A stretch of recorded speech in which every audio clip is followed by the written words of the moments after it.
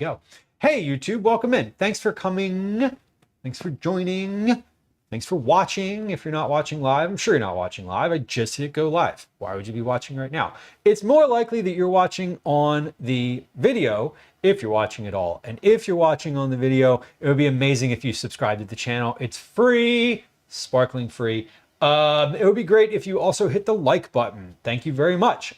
I would appreciate that. It helps the stream and the channel get out to more people. Today we are doing a trip prep. We'll be camping live this week, and we're getting ready for that on stream. Today we're prepping for a couple different recipes. Today we're prepping for these freakishly delicious olives warmed by the fire. And we are prepping for this meal, which is a kebab party. It includes lamb kebabs, a sweet and sour salad, and bread, a flatbread, all made over the grill except the salad, which is a fresh salad. And then we're also prepping for these gingery baked apples, which I've had before and are quite lovely. All of this comes from the cookbook Cook It Wild, which has been a very good resource so far. Anyway, it's nice to have you. My name's Lou. I'm a recipe developer. I'm a home cook. I'm a parent. I live in Philadelphia. My pronouns are he, they. Thanks for hopping into the video or the live stream if you are catching us live. Our stream is all about cooking and conversation. We do a lot of meal prep. We do a lot of recipe development. I do baking. We do trip prep, which is what we're doing today. We also get out in the world to do IRL streams out and about in the city of Philadelphia, and as well in the worlds beyond, which is, again, what we're prepping for. And we'll be doing that on stream. We have a very enthusiastic community. Think of your friends hanging out at your house while you're cooking dinner. Those kinds of conversations are what we do here. If you're watching on YouTube, you're going to see a replay of the chat in the bottom left corner if you're on the horizontal stream. And if you're watching on the vertical stream, it's going to be somewhere down below here. Or if there's multiple cameras, it's going to be in the middle.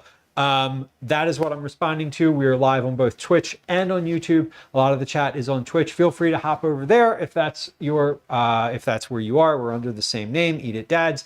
And if you were watching on Twitch, it would be great if you went and subscribed on YouTube. There's a link to that in the Twitch chat. We're going to get started today because we have a little bit to do. It's not going to take a whole lot of time. But we are going to get started.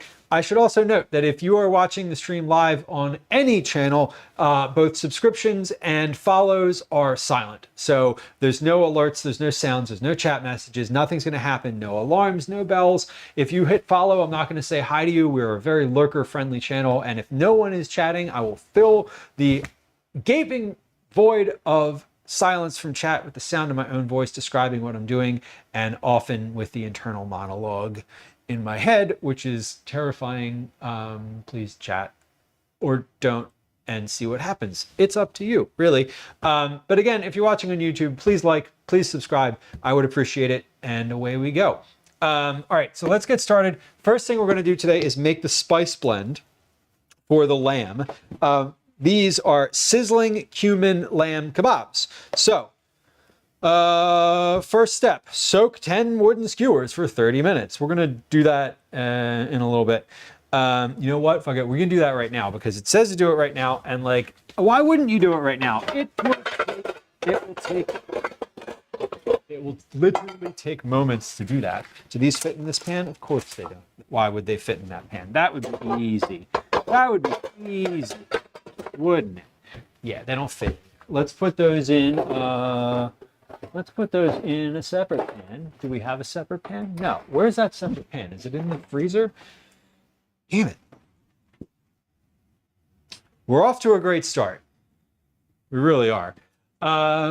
Is it in the oven? No. Is it in here? No.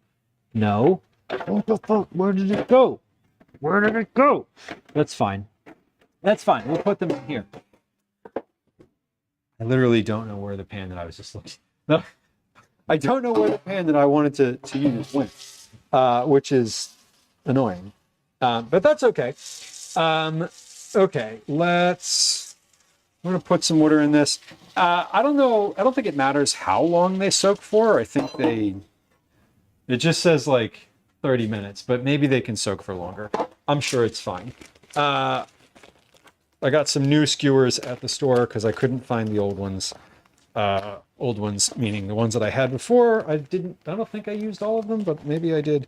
I don't know. It's fine. We're going to soak 10 of these, it says. I'm actually going to soak a few more than that because I feel like I have a little bit more meat than the recipe calls for. 6, 7, 8, 9, 10, 11, 12, 13, 14. This recipe also only calls for meat on the kebabs. It does not call for like additional ingredients. So we'll see how many I need. I do know that if I don't soak a bunch, I will probably need them. All right, these can go in this drawer all the way in the back because they don't really get used. They're not a use it all the time thing. Okay, why is this not my phone over here is not connecting to the chat on YouTube, and that is weird. Not weird, that's normal. It's just annoying because I would like it to do that because then it will show me that. Okay, YouTube, reconnect. Okay, well, let's see if that goes. If it doesn't, it doesn't. I mean, I can see it over here. All right, so we're soaking the skewers. Toast the spices. Meanwhile, on a dry skillet, combine the peppercorns and cumin and toast, stirring frequently. About 2 minutes, it says. So let's do this. We have our Szechuan peppercorns and dried cumin. How much of those? 2 tablespoons. So it says 2 tablespoons of a tablespoon of whole Szechuan peppercorns, 2 tablespoons of whole cumin seeds. So we're going to do a little bit more than that. So I'm just going to, because I have about a half a pound more lamb than the recipe calls for, I am going to do a little bit more spice than the recipe calls for because then I'll know that I have enough. So let's do a quick little toast of our seed. And we're going to do this in a little frying pan here. Calls for a tablespoon of peppercorns, Szechuan peppercorns. So we're going to do like a tablespoon and a half, which, you know, is half again what I needed. And then we'll do a tablespoon, 2 tablespoons of cumin seeds. So we'll do 3 tablespoons of cumin seeds. So we're going to take each of these and do another like half of the measure. And like the worst thing is I end up with extra spice. Like, what is the problem there, really? Okay, so we are going to do the peppercorns and cumin seeds, and I also need a it calls for chili flakes. I don't have chili flakes, and I did not see them at the at Reading Terminal yesterday. They didn't have them, and then when I went to the other grocer, I forgot to look for them because I forgot that I still needed them. So we're going to use Aleppo pepper today because I think that's probably about the same. It's not the same. I realize it's not the same. I'm not asking for what the difference is, but I just know that they're not the same. But one Aleppo is a little less spicy, has a little less heat than chili flakes. I do know that. Okay, so that called for 2 teaspoons. We're going to use 3 because, again, we're taking another half of the what it calls for. And then we're going to, let me see, what else do I need? Yep. Szechuan peppercorns, cumin, chili, salt, garlic clove, vegetable oil. Okay, we're going to use olive oil, but that's okay. Tatsu, welcome back. Ordered autocrat coffee syrup. Yes, it is all my fault. I will take all of the blame for that. You're welcome when you like it. Dan asked, do I eat lamb often? You know, I don't. I don't think I've ever cooked lamb. I often get lamb when I order food. So I will do lamb with when we do carry out sometimes. Often I like getting lamb when we order Indian. But I don't generally eat lamb. Is that an all-clad or a Cuisinart? It's an all-clad. Let's check and see if my stove camera works. We should see a pan there. We do. Lovely. Okay. Let's come over to the stove for just a minute here. We're going to toast. Come on.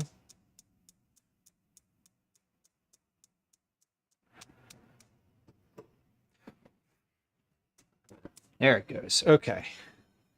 So we're going to toast these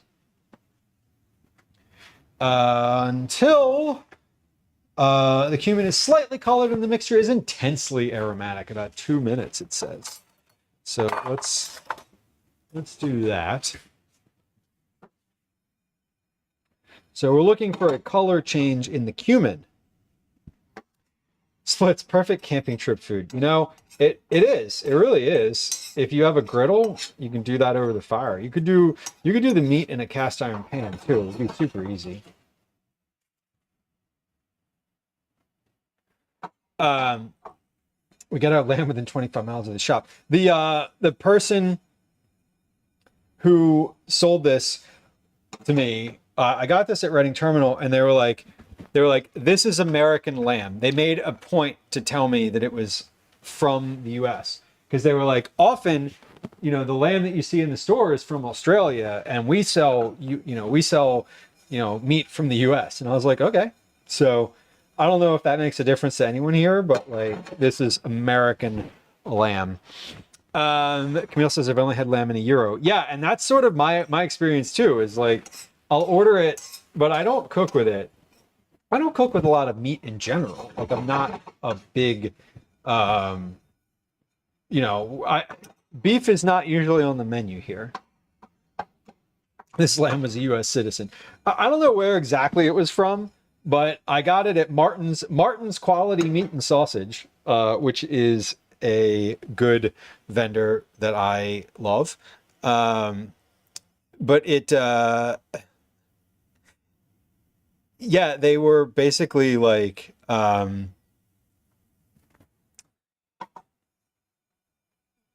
yeah, I mean, he like unprompted told me where it came from, which was kind of funny.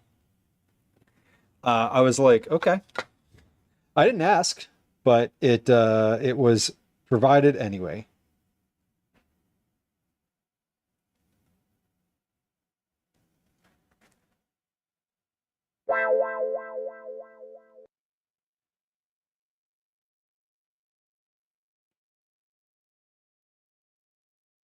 Shepherd's pie has to have lamb in it. Well, cottage pie does not. And that's like a nomenclature thing. All right, we're smoking. We're looking good here. Tatsu says New Zealand has the best lamb. I had no idea. I know that like Australia has like lamb and beef as a huge export, but I didn't know that it was like a thing where you're like, this is Australian lamb and it's good. But I think the person told me that in the context of like, this might be a little different than what you're used to, which to me, I was like, okay, like that's fine, right? Like, I guess I don't eat lamb often enough to like know the difference. That's, I think, the point that I was looking at.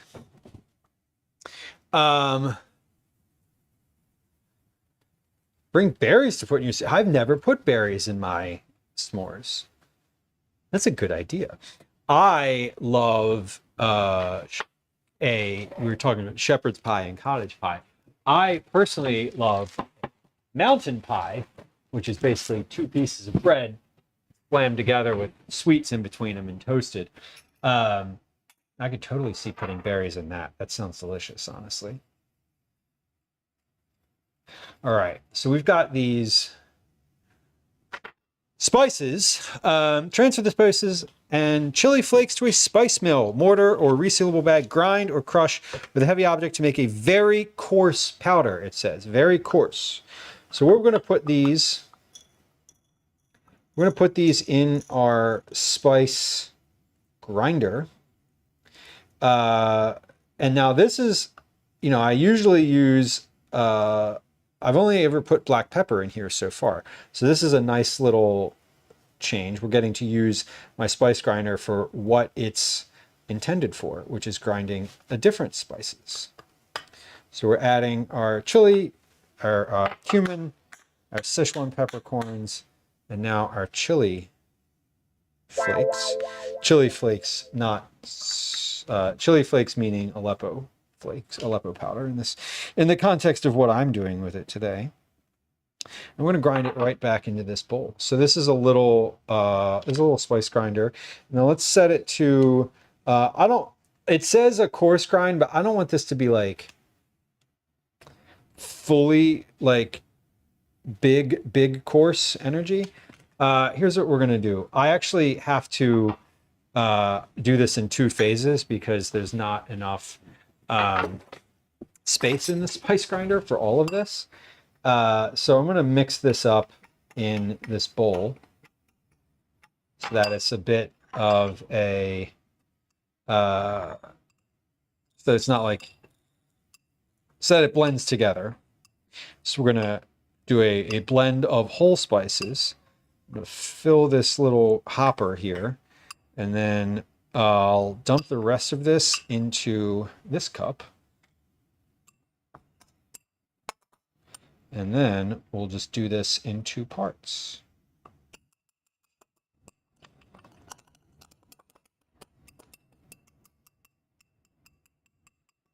Okay, easy enough.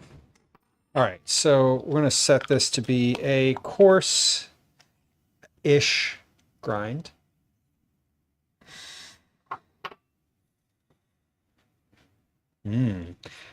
That is a great suggestion. That is I like that. I've never, we were talking about this on the last stream about doing things in the orange roll. Or in the orange peel. Cinnamon rolls sound great.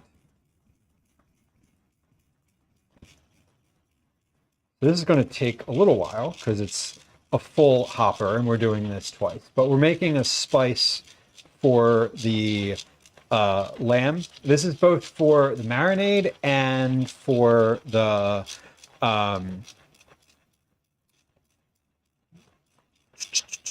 let's see. Yeah, this is for, so half of this is for the marinade, and then half of this is for the when it's cooked. Or when it is cooking, you season it with this plus the salt. So we're adding to this, we're adding salt to this afterwards, kosher salt specifically. I think I can go a little bit coarser with the grind here. What I don't want is for whole cumin seeds to be sneaking through. And when I go that coarse, they are. So I do want the cumin seeds to grind as much as they can. Yeah, that is fascinating. I've definitely never put berries in a s'more. Now, I'm certainly not against it. It sounds great. I feel like, depending on your berries, I feel like raspberries would be good. Because of the, like all berries would be good. But the tartness of them. Raspberries also squish really well. Like they're a bit softer of a berry, so I feel like they would, when you like press the s'more down, they would squish in very satisfyingly. For doing a mountain pie or a pie iron pie, they would be a, I think raspberries would be great for inside of there because they would not bust through the bread when you close the thing. That's my issue with using like pieces of chocolate, like hard chocolate in there. Sometimes the corners poke through the bread and then it's like, it's not great. What are salmon berries? Is that roe? Is that like a different name? Is that a different name for like caviar? That'd be funny if it were. I'm sure it's not, but it sounds like it could be. Grinding away here. We're almost finished with this first round. So this little spice grinder is quite nice for this. I've been happy with it for black pepper, and it's doing exactly what it needs to do for this blend. Interesting. Okay, they're pink like salmon. That's cool. We have a thing on the East Coast here called wine berries, which have a very short season that are very much like raspberries, only more delicate, but they are more red than they're more red. Pogge says the wealthier version sounds the same as row, row, row your boat, but they're talking about something else. That's that's funny. If I'm wealthy, I'm probably not rowing my own boat, to be honest. Unless I am in crew. You have to say it with your teeth clenched like you're rich. Yes, we're going sculling. Anyway, row, row, row your boat indeed. We're grinding away. We're almost finished with this first round here. I can see there's not that many berries left. That's super cool.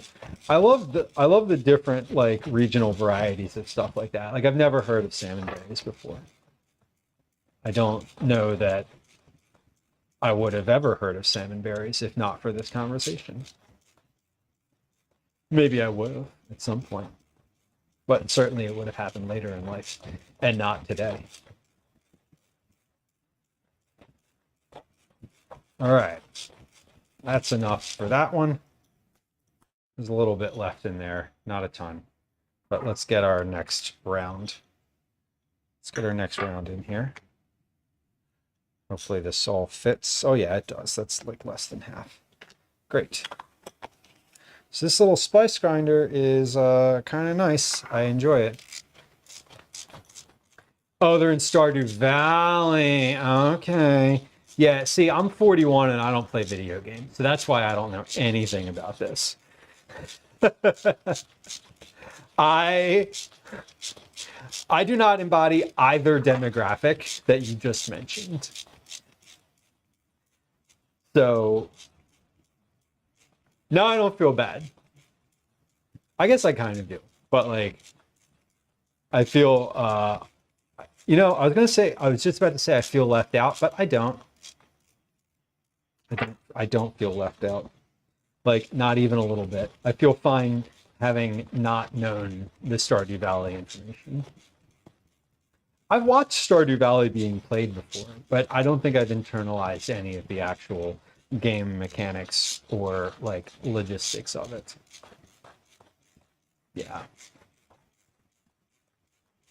What is a deep thought birthday? I'm unfamiliar with that term as well. I feel like I'm just not familiar with so many things. Woo, getting a workout in doing this. But this is why I got this thing, because it like can grind all those spices all at once and is not a coffee grinder. Okay, so that was a Hitchhiker's reference that went over my head. Understood. 40, I know 42 is the answer to the question.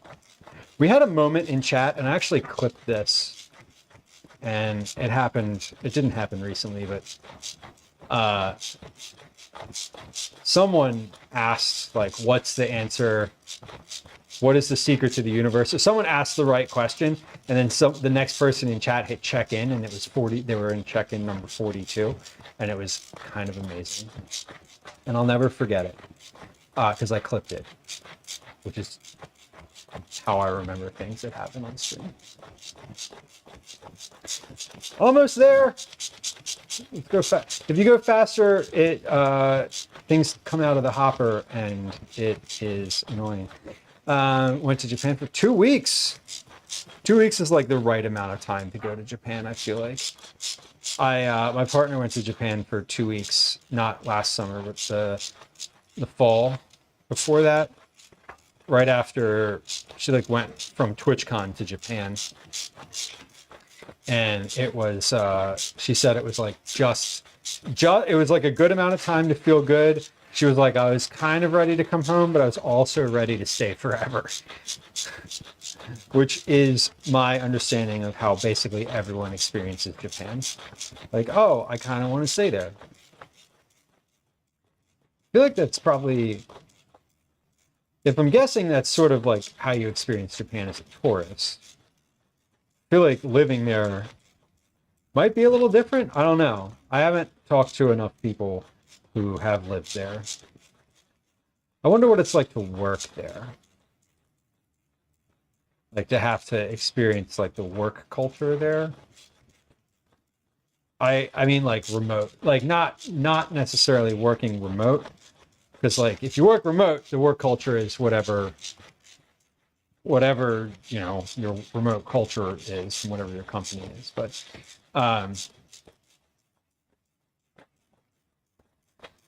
be interesting to try to like be there and be employed as like an in-person employee.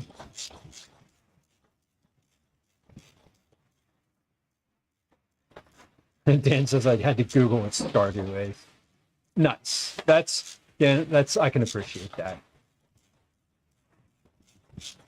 I'm feeling it's like working anywhere else. And I mean, I guess you hear so much about like the work ethic in Japan and sort of the expectations, cultural expectations. I guess maybe it's more like corporate expectations, if that's kind of, to steal a corporate term, drilling down on it a little bit. All right, last minute or so here. We're almost finished. I can see the bottom of the thing. I can see all the little like last bits going into the hopper here. We're almost finished. Getting through.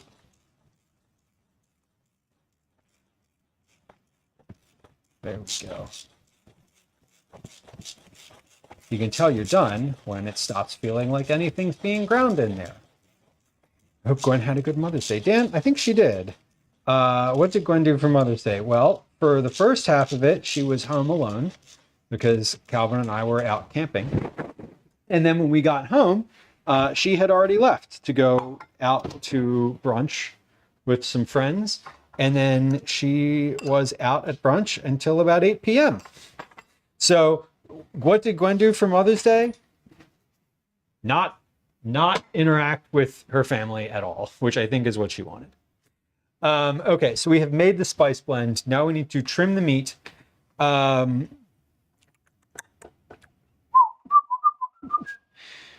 Pack half the spice in a resealable bag or a container.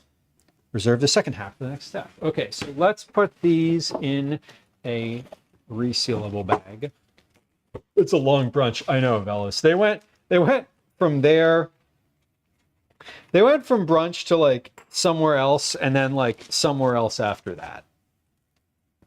So it was definitely a long brunch, and I think it probably felt like a long brunch. I'm putting this that half of the spice in my box, in the box that's like going camping. So I know where it is. Cut the lamb. In a medium bowl, combine the garlic, vegetable oil, and reserved spice mix and stir well. Cut the lamb into 1-inch cubes. Slice the additional fat. Add the lamb and fat to the garlic oil mixture and stir well. Okay, so let's do our, let's get our garlic garlic out, then the lamb, and we'll cut those, and then I'll combine those, and then we will move to the next thing. So the garlic is part of the marinade, which is lovely. Hard to get me home after I get going, Dan says. It's, you know, some folks have that in them. I do not. I do not have that level of like brunch in me. If I'm out for brunch, I would basically, I don't want to go to brunch. And if I'm out for brunch, I would like to be home as soon as possible. That is how I experience brunch. But I understand that it is like, for some people, it's a lovely, like, good experience. It is easy to get me to go home after brunch. All you have to do is be like, should we get the check? And I'm like, yup. Yes, please. Mainly because I don't usually eat in the middle of the day. That's really it. Like, I generally, if I'm going to eat, I eat like first thing, or I'll eat like later in the day. I'm very sort of like polarized. Brunch is like a weird time to consume food for me, just in general. Okay, let's do, what are we doing with this garlic? We are finely chopping it. Cool. I should have just put this through the spice blend, the spice thing too. It wouldn't work in there, but it would be fun to try. Actually, probably wouldn't be fun to try. It would probably be maddening to try. And then it would get all stuck and gross, and then I'd have to spend a long time washing the thing. So like, let me go back on that statement and say that we should not put this through the spice blender. If I was doing this in a mortar and pestle, I might. That would be fine, but not in the mechanical spice blender. Broccoli, welcome in. Hello. Happy Tuesday. Time check, 15:26. All right, so my son should be home from school sometime in the next 30 to 40 minutes. I will check on his progress at about 1600 and see where he's at. I'm aiming, by the way, I am aiming to finish stream today. I don't have to be finished by 5. Like the schedule in Discord and on Twitch says 5:30 p.m., I believe. I don't have to be finished by then because karate was canceled tonight. So that's partially why I spent so much time talking at the beginning of the stream. But it is also, I'd like to be finished here by about 7 p.m. 7 p.m. at the latest, because one, I don't think it'll take me till 7 p.m. to finish all this stuff, but two, I would like to get started doing a little bit of packing, because I haven't fully gotten to do that yet, and I'd like to get my camping stuff together, because packing for IRL camping is a bit different than packing for a regular camping trip. There's more things, there's both less and more things to consider, and I want to make sure that I fully consider those. Okay, what else are we doing today? I don't think I'm doing anything else that requires slicing vegetables, so we're going to take this take these scraps, take these little few garlic scraps here and pop them into my freezer scrap bag for stock purposes later on. I used a bunch of that stock that we made last time to make the tomato lentil soup for this past weekend, which was super satisfying because I used a lot of it, which was awesome. Okay, so we have a lamb roast here. I'm gonna wash my hands real quick before we get started on that, because meat. Because I'm going to be putting my hands into gloves.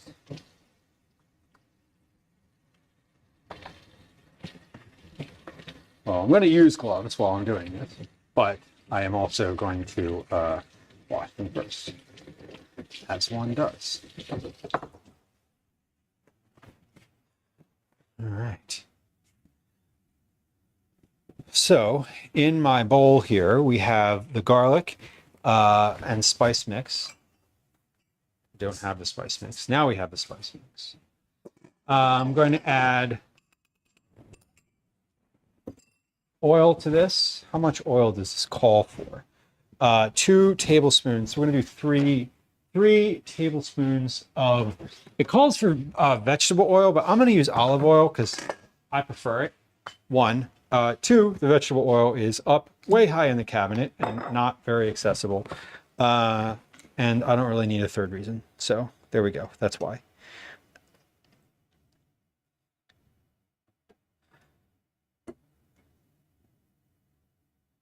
I'm just refilling my olive oil container.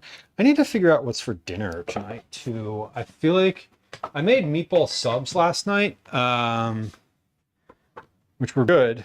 I feel like I want to do, I have leftover meatballs. I feel like I kind of just want to do pasta tonight. So again, we're sort of time and a halfing this. So this calls for 2 tablespoons. So we're going to do 3 plus a little extra for what sticks to the spoon. There we go.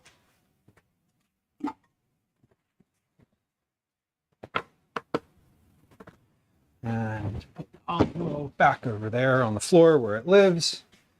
And this thing is not connecting. So I still am not seeing any YouTube related activity on my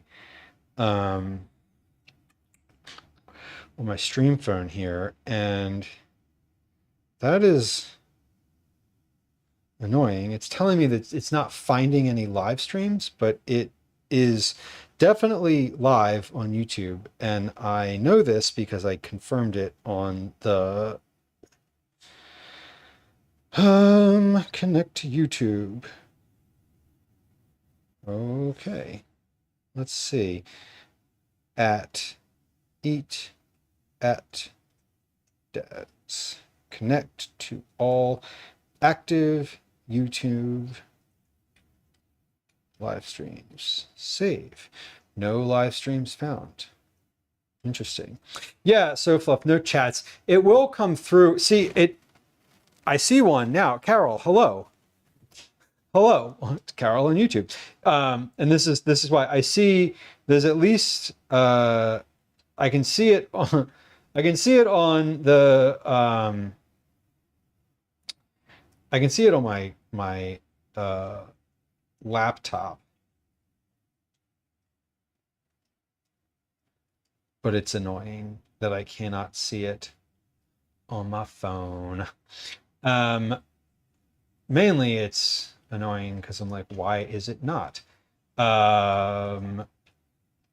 It says subscribe anyway, subscription. Yeah, I do. I subscribe to the Stream Buddy. This is a premium only feature. Yes, I know. That's why I pay for the premium. It says sub only mode on YouTube. Yes, correct. It is sub only mode on YouTube because YouTube has more trolls, because more people see the stream, because it shows it to more people, because their algorithm is different than Twitch. Anyway, Carol on YouTube made some souffle and did an all kitchen closet cleaning. Hell yeah. Can't move my back. Well, that part's annoying, and I empathize with you deeply, having just slept on the ground going camping last weekend. Different than cleaning out a kitchen closet, but that is very satisfying. Yes, if you are watching on Twitch, it would be amazing if you would subscribe on YouTube, because that also helps the channel. There's a link to that in chat, on the Twitch chat. This is a piece of lamb. I'm going to cut this up. This is a lamb roast that I got again at Reading Terminal. I got this at Martin's Quality Meat and Sausage. It is a meat vendor there. There were several places that had lamb, this place happened to have a whole like lamb roast that I could just get. Instead of buying like lamb steaks. So this seemed better because I can like cut it up into cubes myself, which is nice. But this is all sort of folded up. So we're going to unfold this and try. The goal here is to get this cut into some even pieces here. So this is a, excuse me. This is, I'm going to cut this basically into like 1-inch pieces that I can kebab. So little bits here. And I do want a little bit of fat on each of these. Lamb is, hold on, where's my spoon? There it is. Okay. So I'm just gonna, I needed to stir my oil, garlic, spice mix here before tossing this lamb in it. Okay, so we're gonna cut this all up. Now I anticipate being at the campsite and grilling all of this. I am not going to eat all of this. Like, let me be super clear. I am going to cook all of it though. I am also going to save some of it and bring it home because my son was like, that sounds really good. Can you make that at our next camp out? And I was like, well, maybe, but I could also just like bring some of it home. You know what I mean? And that will be the goal. So we're going to take this, we're leaving all the fat on it. I'm not trimming any of it because the recipe actually says in an ideal situation, your butcher has extra lamb fat that you can get from them, which I did ask for. And they were like, no, we don't. If you call ahead, you know, we'll save it for you when we're doing the butchering. And I was like, well, I'm here now and did not call ahead, so I guess I'll just take what you got. So that's fine. But we're leaving all the fat on here. It looks great. And we'll try to put a mix of pieces that have like big fat on them and a mix of pieces that don't. So we're going to try to like mix this up when we do the thing. Kosher Bacon says, I picked up a tent cot yesterday. Yup, same. Honestly, I got a tent cot because I fully plan on using it for the trip this week. I was basically like, I am not going to recover from sleeping on the ground before sleeping on the ground again. So we need to, something needs to change because I cannot do this again, basically. Yeah. Yes. Freeze the rendered drippings. That would be fun. I am probably not going to do that because I'm cooking these over a fire. But were I cooking these like in the oven, like obviously you could definitely cook these in the oven too on a little rack. And if I was doing that, I would certainly put like a sheet pan underneath to collect everything. I could probably do that in the on the campfire too, but I feel like that's going to be might be a lot of effort. We'll see. If I think about it and like consider it at that moment, I might, because it's, you know, there's a good bit of fat on these. And I'm trying to trim them so that there's a little fat, so that I kind of trim one side with fat on it and one side with not. So fat is our friend. Yes.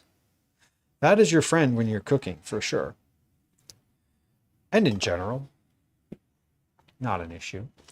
Congrats on 4 years, Carol says on YouTube. Thank you. I appreciate it. We have a 4 years of streaming. I haven't been on YouTube for that long, but we've been streaming for 4 years. Not the whole time. I mean, that would be too long. But we've been on 4 years of consistent streaming. We've done 556 streams, including today. You know what I didn't put in here? The salt. That's what I didn't put in here. And you know what we need in this? Salt. For sure. So let's keep one hand free, and we're going to take the other hand and do a couple teaspoons salt. We're going to do, this is a half teaspoon. It calls for 2. We're going to do 3, 1, half, 1, 1.5, 2, 2.5, 3. Okay, great. Has it been 5 Excuse minutes me, yet? It has Daddy? been 5 minutes. Sorry. Kosher. Daddy? Sorry. Yes, it has. Daddy? On the Sorry. there on the YouTube. Daddy? Sorry. Daddy? Sorry. Daddy? Daddy? Sorry. I'm sorry. We Daddy, trust bye. Julia Child for sure. Salt is absolutely. Fudge darling, I'm glad you got the cookies. Welcome. I'm glad you received them. It was nice to send them, and it's nice to know that they were received. All right, we are cutting the lamb. Now this is stir to coat well, it says. Well, I think these are pretty well coated. What's next here? Well, next we're going to put our knives, etc., on the counter. I'm gonna take this cutting board that had meat on it, and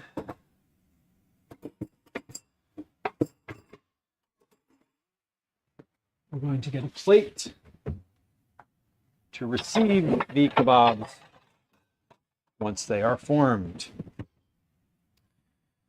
Okay. I'm going to turn this phone off and on. I'm making a big deal. I'm not making a big deal out of the phone, but I'm fussing over the phone because on Thursday, if I need to fix something with how this connects to YouTube, this thing, I'm gonna want to do that today before Thursday. So I am futzing with it now as a preparatory experience for Thursday. So okay, we have cut the lamb. Let's do our. Let me get out my vacuum sealer, and we're gonna do a bag of kebabs in the vacuum sealer. This is for. We'll get to that in a few moments. What we're going to do first is reset this, turn it on. Let's turn it on to mobile data and see if that does anything. I currently have it on Wi-Fi. So let's turn the mobile data on. Let's turn that on. Let's turn. Yeah, this is like not connecting to YouTube, which is super annoying. It just is like, anyway, that's annoying. What is more annoying is that I won't be able to see anything on YouTube if someone chats on Thursday if I don't fix it. So that's annoying. TARDIS, thank you for your tier 1 resub. I appreciate you. That's 8 months. It was a long time. Forgot to pay his bill. I explicitly did not forget to pay my bill. I have mobile data available on this phone, and it is just not working. And that's frustrating. And it's frustrating because I want it to work. It's frustrating because it should be working and it's not, and it's set up the right way, but it is not currently working. I don't know. Oh, oh, there it goes. We did it. We did it. You know what I had to do? I had to do the same thing that I'd been doing, just again and again and again. So that's sorry. I was a little. Thank you. We've turned it off and turned it back on enough times, and it was finally like, fuck it, I give in. Which is basically the brute force method when you don't know how to fix the thing. Don't worry, I know what I'm doing. I have no freaking idea what I'm doing. I explicitly do not know what I'm doing in this scenario. Because it was set up right. I don't know. No, I don't know. Okay, I missed a senior moment. Baugeist. I'm not having a scene. I'm dealing with OBS. I'm currently live. I'm in the middle of doing like a bunch of other food prep shit. I'm an hour late to the stream that I thought I was going to be doing. I don't even know. Here we go. Where are we?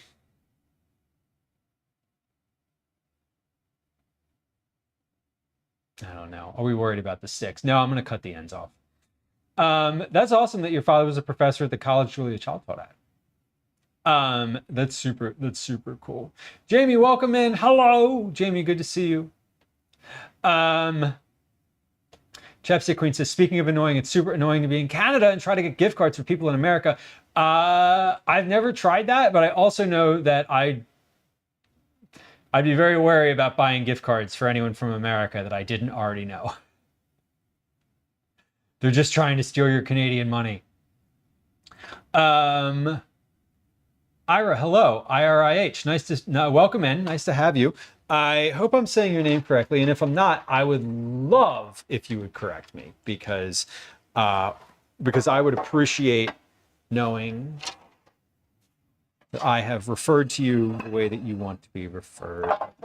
I remember my first time I told my son to turn it off and turn it on again, and he was like, "That's not going to fix anything." Yeah, you just wait. You just wait, and yes, it will.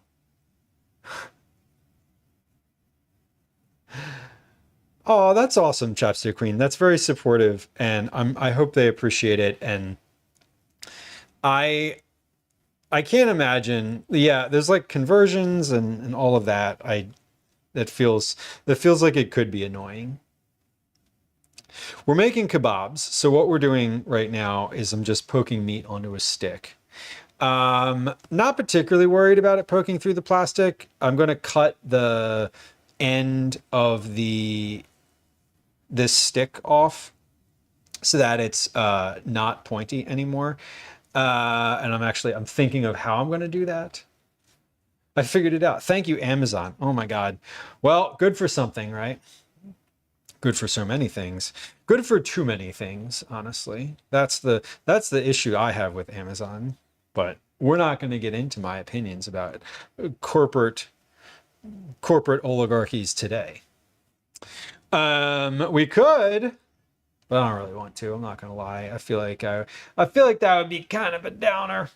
We're not trying to go there today. I'm glad you figured it out. Nice for you to be supportive. We're getting our fat. I'm kind of putting the fat here. I'm getting like that one had a big piece of fat, so here's one without a big piece of fat. I'm trying to balance these since I don't have any like extra fat here to put in between. The recipe says add the lamb and fat to the garlic and oil mixture. Thread the meat and fat, alternating the pieces onto the prepared skewers. So, beyond lethargic, good eyes. Yes, it is a feelings chart on the fridge.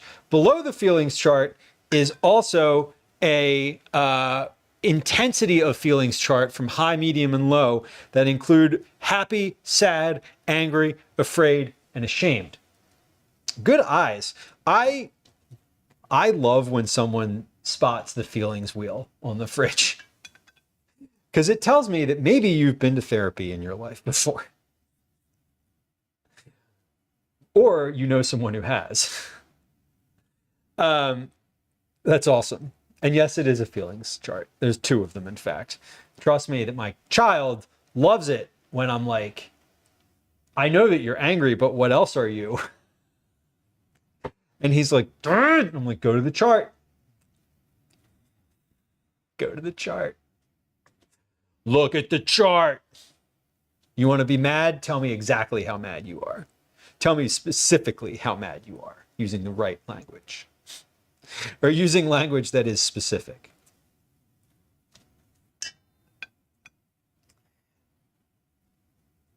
We're threading our meat here. It said to use 10 skewers. Be sure to leave a bit of space between each piece so they can go char grill all around. Well, we didn't do that. So, yes, but I'm also a writer. Gotcha. Well, that is certainly helpful for writing too. I know it helps me when I journal to be like, what am I thinking right now? How is that emotion actually feeling in my body? But it certainly would help as a writer. I'm spacing these out a little bit more. I neglected to read the part where it was like, keep space in between all of them so they can char grill all around. Now, my challenge with these when I'm cooking them is the same as it always is when I'm cooking over the campfire, which is that I don't want the heat to be too intense, speaking of feelings. I don't want the heat to be too intense because if it is, it will burn and then they won't cook through completely. And really what I want here is the fat to start melting off. I want the fat to render off of here. And so I feel like I'm going to need to keep that in mind when I'm cooking. That is my flaw. The flaw in my fire cooking process is always that it's too hot. So I don't know. Grace, welcome in. Hello. Happy to have you. I'd like my fat to render off as well. You know, there's campfires and then there's metabolism, and I don't have either one of those at home. So I feel you. Can I share? I had some significant anxiety this morning. Speaking of like fat, this is where my head goes with this. I was at the gym. So that's where I was thinking about, like, oh, the gym, like a place where I go for fat to melt off. Anyway, I was at the gym this morning and I didn't know. So we're going to be on the front page on Thursday. If you're on YouTube, you're like, what are you talking about? We are going to be on the front page of Twitch on Thursday. Like the stream will be on the front page, meaning there'll be more people here and, anyway, it'll be live. We'll be live on Thursday. It's IRL week on Twitch. So if you are watching an IRL stream this week at any point, you get a fancy IRL badge. You have to watch for 15 minutes. So, hang out for a little bit on Thursday. If you are here on Thursday, the stream will be on the front page. I applied to be featured like a month or two ago. Basically, they were like, tell us if you're doing anything special during IRL week in your IRL category. And this is for the IRL Creator Club. Big step back. Does anybody not know what IRL means? I'll tell you. It means in real life. I'm getting there, Grace, I promise.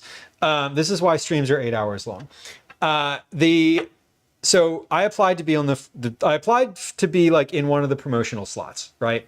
And there's some big IRL streamers who are also going to be in those promotional slots. Anyway, Twitch didn't, at least maybe I missed it, but they didn't send any notifications that you either were or were not going to be featured. So here's me, like, I'm just moving along. I applied for this thing a while ago, didn't hear anything, hadn't thought about it anymore, was just like, whatever. So I'm at the gym this morning. I'm literally like on the stair climber thing, listening to the algorithm on Spotify and just whatever. And I look at my email and it's like, the email from probably Friday or something of last week where it was like, hey, it's about to be IRL week. Click here to see all of the different streamers we're like going to promote. And So I had gotten this email a while ago. Anyway, I open it and I was like, oh shit, that's my name. And also, oh shit, I changed the date of the stream that I told them. Since I didn't hear back, I hadn't mentioned it to them again, but I hadn't heard back. Anyway, in my initial application, I was like, it might be the 13th or the 14th. Anyway, they published the 13th. So I had a panic. I panicked this morning. I was like, I was so unfocused. I literally got off the thing and left the gym. I was like, I'm hyperventilating now because I'm not going to be live on the 13th at 10 a.m. Pacific. The thing that it says in this blog post that went out to the Twitch community, I'm not going to actually be there at that time. I got to tell someone and see if I can get this changed, or alternatively, I need to plan to go live when I said I would on the 13th. So one of these two things has to happen. Anyway, so that was my moment of panic at the gym this morning, was and then I'm frantically emailing.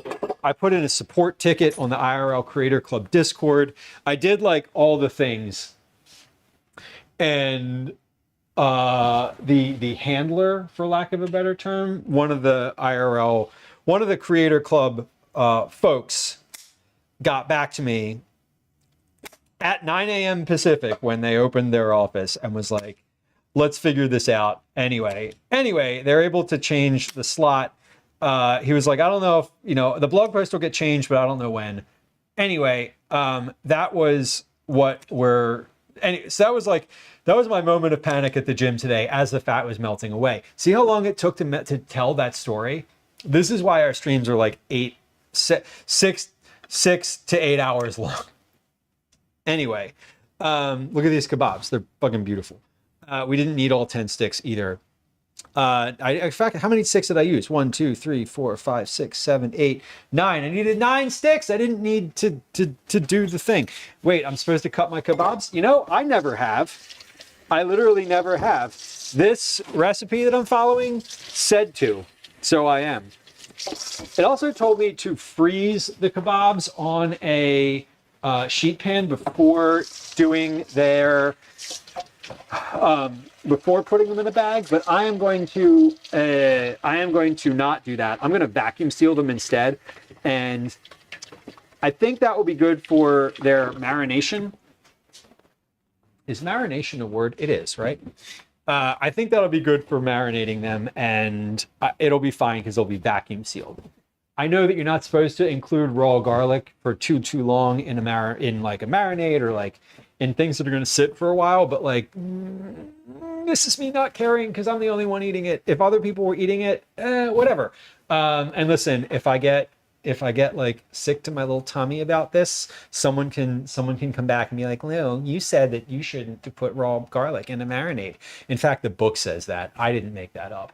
But we're doing what we want to.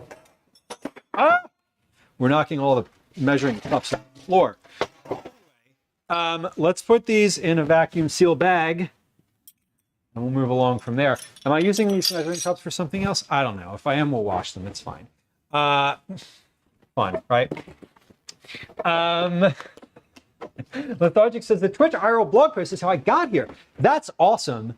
Thank you for telling me that. I had no idea that I literally did not. I applied for the thing, but didn't know that it was I didn't know that it had been put out into the world. And honestly, can I be really up front with you?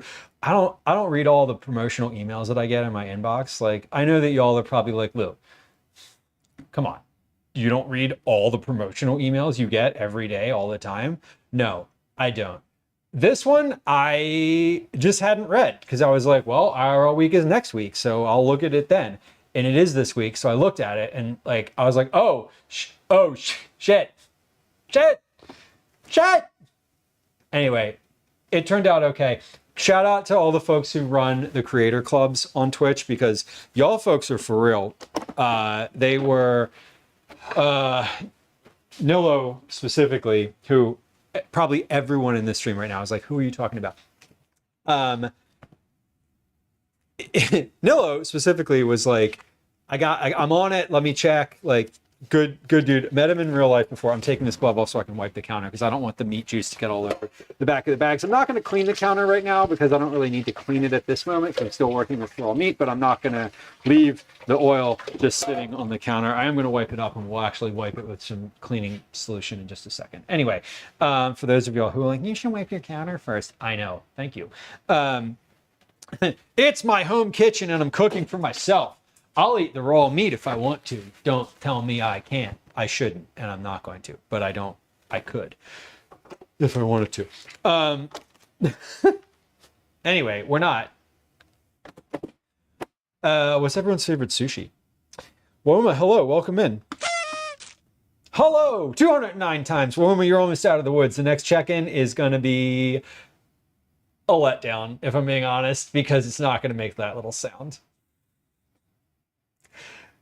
Sorry. Grace says, Lewis showed me just how much I've been raw dogging cooking my entire life. You know, I kind of I overcomplicate things sometimes, and sometimes that's not good.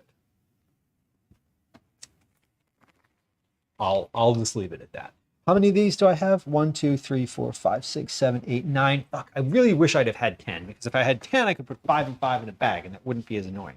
Anyway, let's see how big do these bags have to be in order to fit all of... I'm going to do 5 and 4, so that's probably about good right there. I'm going to make 2 bags so I can seal these. I'm going to make 2 so I can do, like, you know... So I don't have to take my gloves off in between because we're handling raw meat, but we're also touching things. So you know how it goes. Ava, welcome in. Thaddeus tuna belly. Ooh, I'm thinking about sushi. We had sushi last week for the first time in a very long time. Ormus says I'm getting parasocial with the sound. You know, I actually don't have that sound on my little like board here to make. What's the closest thing that I have? None. I don't have a sound that does the thing. No, I don't know what you mean, but I appreciate you. But we do have that. Shizik, welcome in. Hello. Hi. Specifically, hi. Hi. We're prepping. We're prepping for a camping trip. When is our camping trip? Our camping trip is Thursday. We'll be live on Thursday. I'm planning on going and starting the stream at about 11 a.m. Eastern time on Thursday. And then we'll be live basically all day. From about 11, somewhere between 11 and noon Eastern until somewhere between 8, maybe as late as 10 p.m. Eastern. We're going to be at the campsite. We're going to make a little lunch, which is going to be a sandwich. We're going to go for a hike. We're going to eat lunch on the hike. We're going to come back. We're going to sit around for a little bit. We're going to start dinner. We're going to have a little campfire. We're not going to tell scary stories because I'm not into that because I don't love that. But we're going to make food, and then we're going to have some type of dessert. This specifically, we're going to have sweet ginger baked apples, which I'm going to make on stream today. So it's going to be a fun little adventure out in the woods. I know I often talk about camping, frequently prep to go camping on stream. We did that last week. We're going to be doing that again next week, but this week we're actually going to get to go together, which is fun. Grace, the strut command is funny. I don't turn it off because like every once in a while the mummers comes up on stream and I'm like, oh, there's a command for that. But the but it has nothing to do with like me personally doing any type of strutting. I don't know. Tardis, favorite sushi is either salmon or fatty tuna sashimi or Cali roll. Ooh, minus the cream cheese. It doesn't belong in sushi. You know, I don't judge, but I don't love cream cheese in sushi either. I'm not going to be like, you shouldn't put that in there, but I'm also not going to order it myself. Ava says, I need camping friends. I was just saying I would love to have some more camping friends, but also when I do go camping with other people that are not Calvin, I'm often like, oh,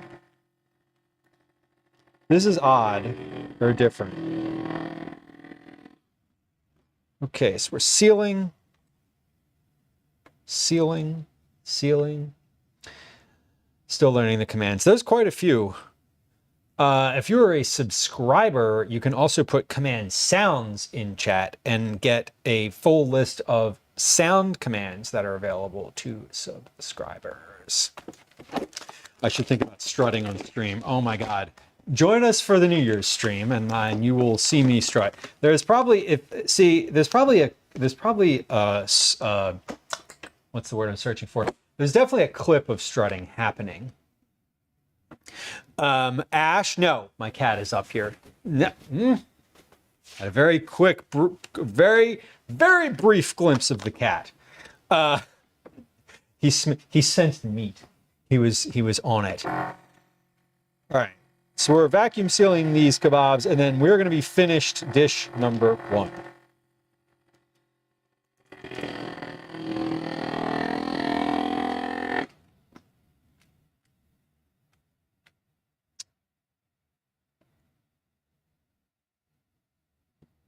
So the next step in these is to grill them. Do you want to meet Ash? Has anyone not met the cat before? We have he is clawing. He is attempting to climb my leg right now. Ash baby. This is Ash. Ash is the grayest of cats. He is a gray tabby boy. He's the love. He's a love. He's definitely a lover. He is very interested in the meat that's happening. He's one of three cats who live here. This one is the best hunter. He is the most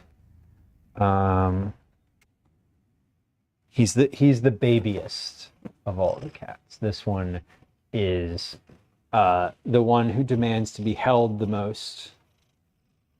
He is how else do we describe Ash? He's the most sincere. He is precious. The baby.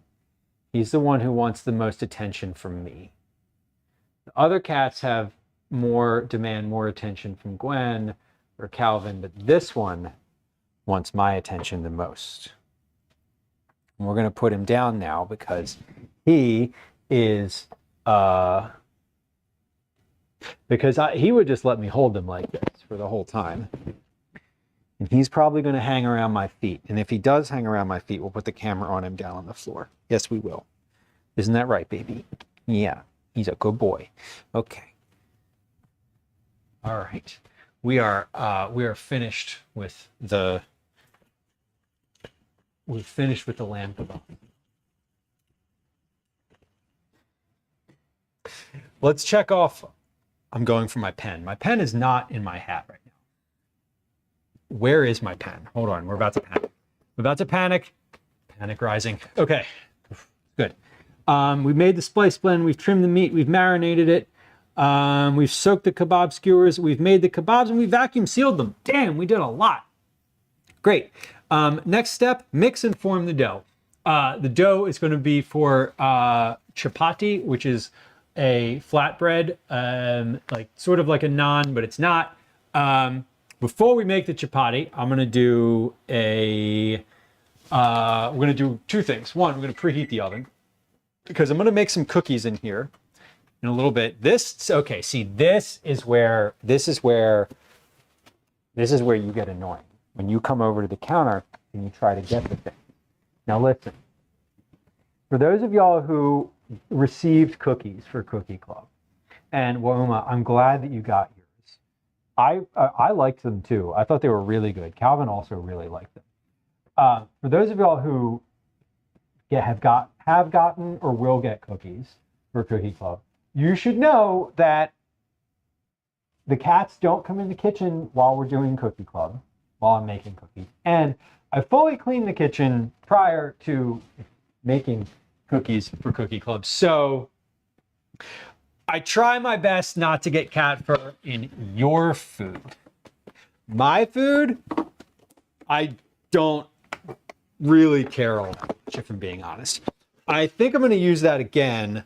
I think I'm going to use this again for the flatbreads. So we're going to leave that over on the table off to the side. These, my lamb kebabs, we're going to put in the refrigerator and let them get cold. I have a bag in here of all the other cold stuff that we're going to do, that we're going to make. But actually, you know what? I'm going to take these lamb kebabs and I'm not going to put them in the bag right now because I don't want to just toss them in the top because they're meat. And despite the fact that they're sealed, I would like them to be on the bottom because meat goes on the bottom in coolers, in your refrigerator. Anywhere you're transporting multiple things or storing multiple things, meat always goes on the bottom. It's a serve safe rule that we like to follow here too. This cat, relentless. I'm gonna turn around here. I'm gonna get the spray cleaner from underneath of the sink over here, and he's gonna be right here.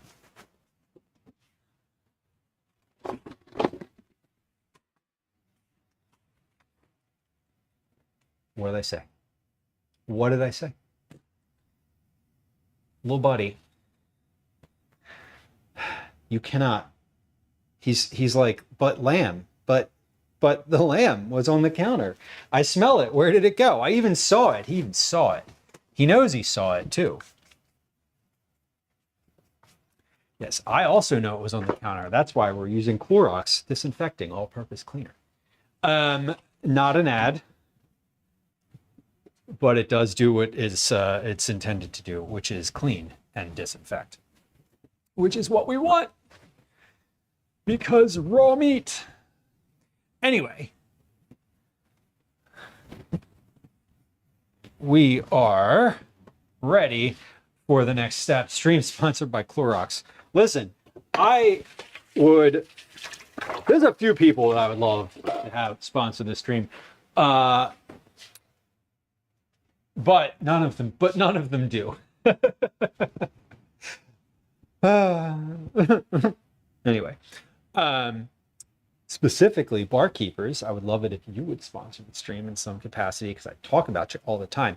Barkeepers even came up unprompted from someone in chat today because they know that I love it so much. Other sponsors that I would love would be like Super Cubes would be great. Any type of like baking, flour, sugar, Domino sugar, please. Any spice company that like is a good spice company. Anyway, you know what I'd really love to do?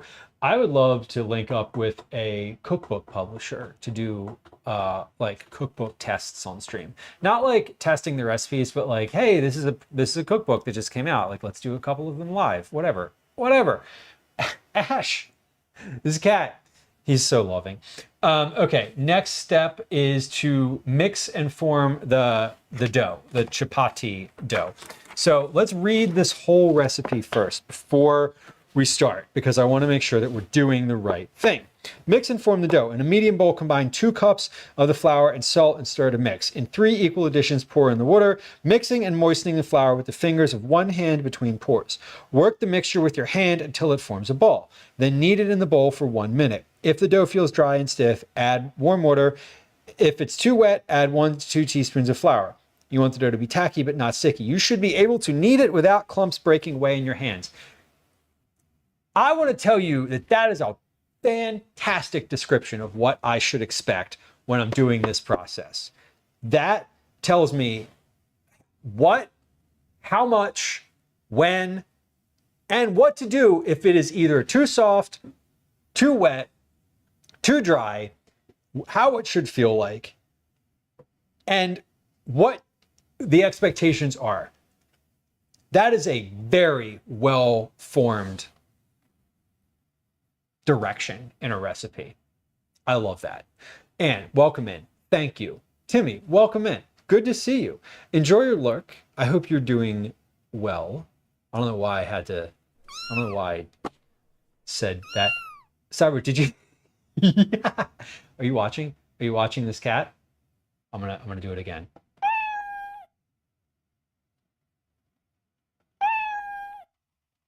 His attention went straight to this computer. He's on alert right now. This cat is on alert.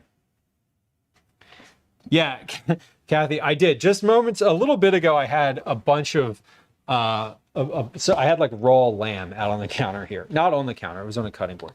And then on a plate. And then in a vacuum seal bag. Okay, so then we lightly flour a clean work surface. Knead the dough for 6 to 10 minutes. Cover with a clean damp cloth, let it rest for 20 to 30, and then we roll these out into individual breads. Okay.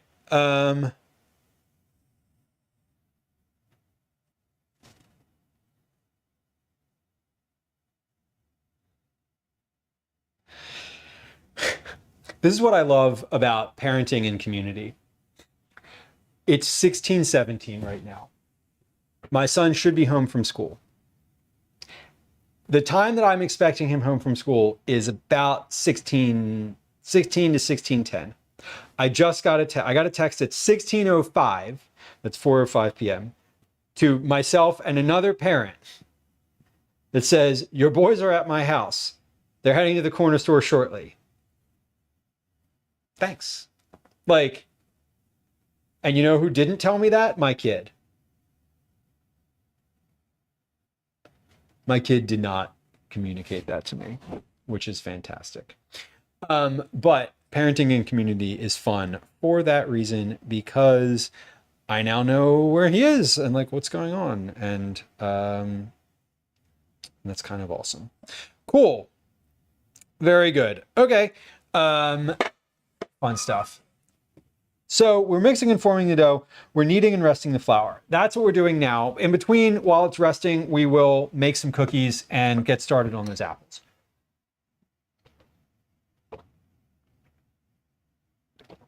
You know what's silly? I didn't put this on the soda stream. I don't have any, like, there's no gas canister in the thing, but I'm still, I was still a little surprised and also disappointed that this wasn't carbonated. I'm drinking it out of a soda stream bottle. You know, you're supposed to replace these things after like a year. This is the original bottle, y'all. I don't know when or why you would ever replace these. Ashy Boo, you really want to be around, huh? Do you want me to get your chair? Will you sit in your chair if I bring your chair out? Let's see if he'll sit in his chair. Oh, Obi's over here. Obi's in the chair over here. Obi's been here the entire stream though, so he's not. That's not new. Ash, look at that. Look at him. He's walking over. Oh my God. Are you going to go sit in your chair? Y'all, look at what just happened. Look at what just happened. Ash, we've been working on this. We've been working on the chair. Aw. Ash, you did so good. You were making me so proud. Ashy Boo. Oh, baby. I'm glad that you want the chair. Oh, now I feel bad for putting him on the ground. Now I feel bad for putting the baby on the ground. That's what he wanted. Or at least that's what he was thinking about. What a good boy. Oh, that made me really happy. That made me really happy. Blooper Doodle says, I can sit in a chair. Yes, it's getting the cat to do anything specific. That is the challenge. Now, I better not eat anything out of the refrigerator for a while, because we can't disrupt this. Okay, well, let's get moving on. I'll only do it for you now. Aw, thank you. I'll take it. Okay, so this calls for atta flour. Let's look at the note here.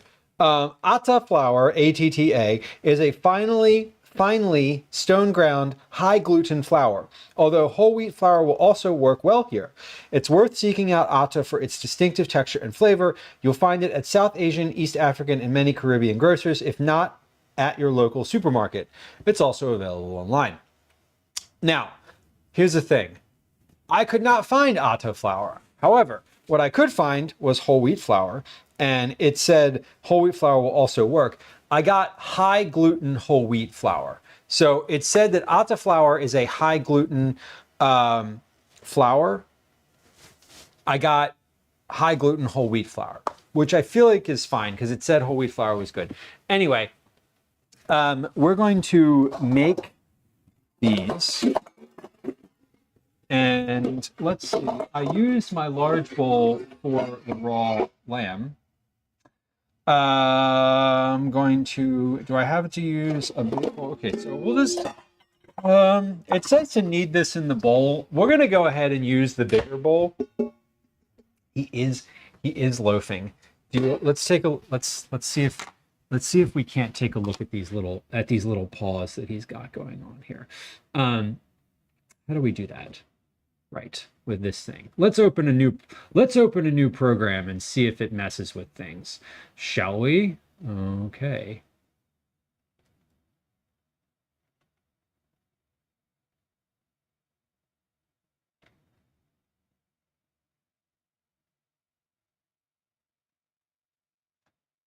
He's very happily loafing. Look at that. Look at that. What a ridiculous animal. Ash, you go. Ash, you're a good boy.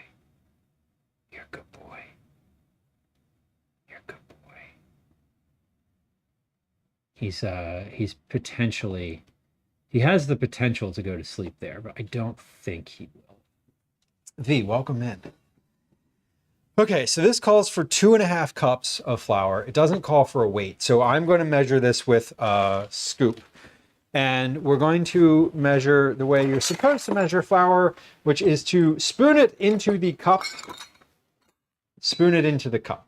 Now, because I like to do things differently, not differently, because I like to weigh stuff. I like when there's a weight instead. What we're going to do is I'm going to weigh how much 2.5 cups of this flour is, and then we're going to note that in the book itself so that for future reference, if I need to, I will be able to do this by weight for this specific type of flour. Now, I that doesn't mean that it'll be this forever, But hold on, where is there a knife? Let's see. Yes, we're gonna scoop and smooth. So this is generally how you're supposed to measure flour, which is to scoop it into the cup, give it a little shake. Don't tap it down. Don't press on it at all. But measure. Scrape the top, 1 even cup. There we go. Scale is tared, 0 grams. That weighs 164. So if we double this, our next cup, when I put that on the scale, should be 328, right? 164 times 2, 328. I think I did that math correctly. Maybe, I don't know. Could also be not done correctly, and that would be fine too. Anyway, we're gonna scoop and shake. Should be about one. Ash, where are you going? Should be about 328. 324. Close. Pretty close. So then we'll do a half cup. Same way. Now, this is a bread, so I am trying to measure this like about right. So somewhere between there we go. Cup, 2.5 cups, 395. Honestly, y'all, I'm gonna write down 400 grams of flour because I think the difference between the two and then making an adjustment for the half cup versus the whole, I think 400 grams is probably right. So let's do 400 grams high gluten whole wheat flour.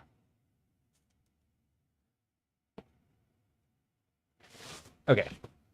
400 grams is just an easier number to like deal with mentally.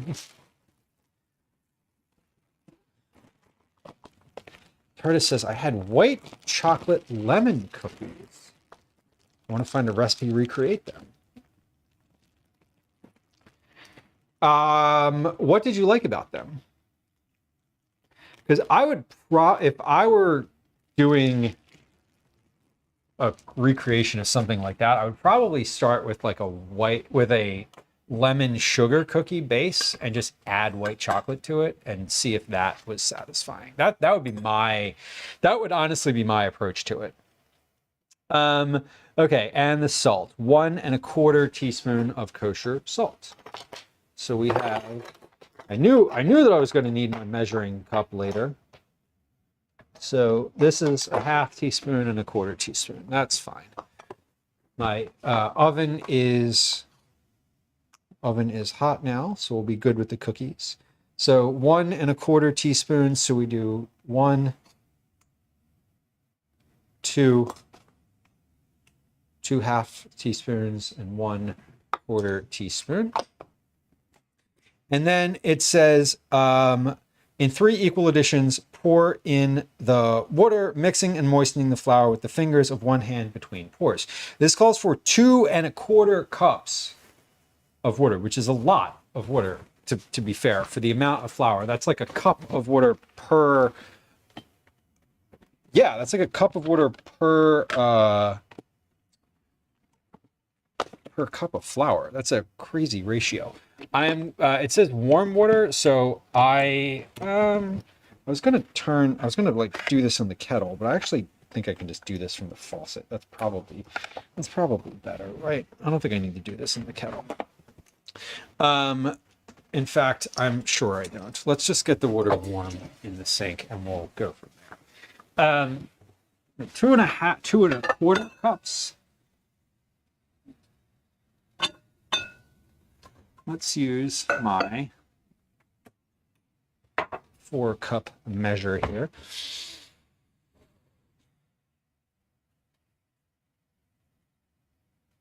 Work the mixture with your hand. In 3 equal additions, pour in the water, mixing and moistening the flour with the fingers of one hand between pours. So just like in. Okay, that should be good. The cats are... Ash is just scattered because Calvin just got home. So my son is home from school now. He is likely to come say hi and be present for a few moments. So FYI. We are in the middle of making this bread. Once we're finished with the bread, we're going to let this sit and rest for a few minutes, like 30. We're going to put some cookies in the oven, and then we're going to assemble the apples, the baked apples. Then we're going to come back to making the bread after this, because the bread needs to be formed into like rounds after it's rested for a bit. So it's going to be a step-by-step process. So let's see, warm water. Howdy. Howdy. You're home. Tracy, let me know where you were.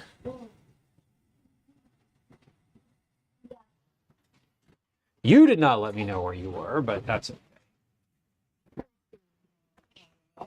You assumed I was okay with you just not coming home after school? Okay. Yep. He assumed. For your anniversary. Hey, thank you.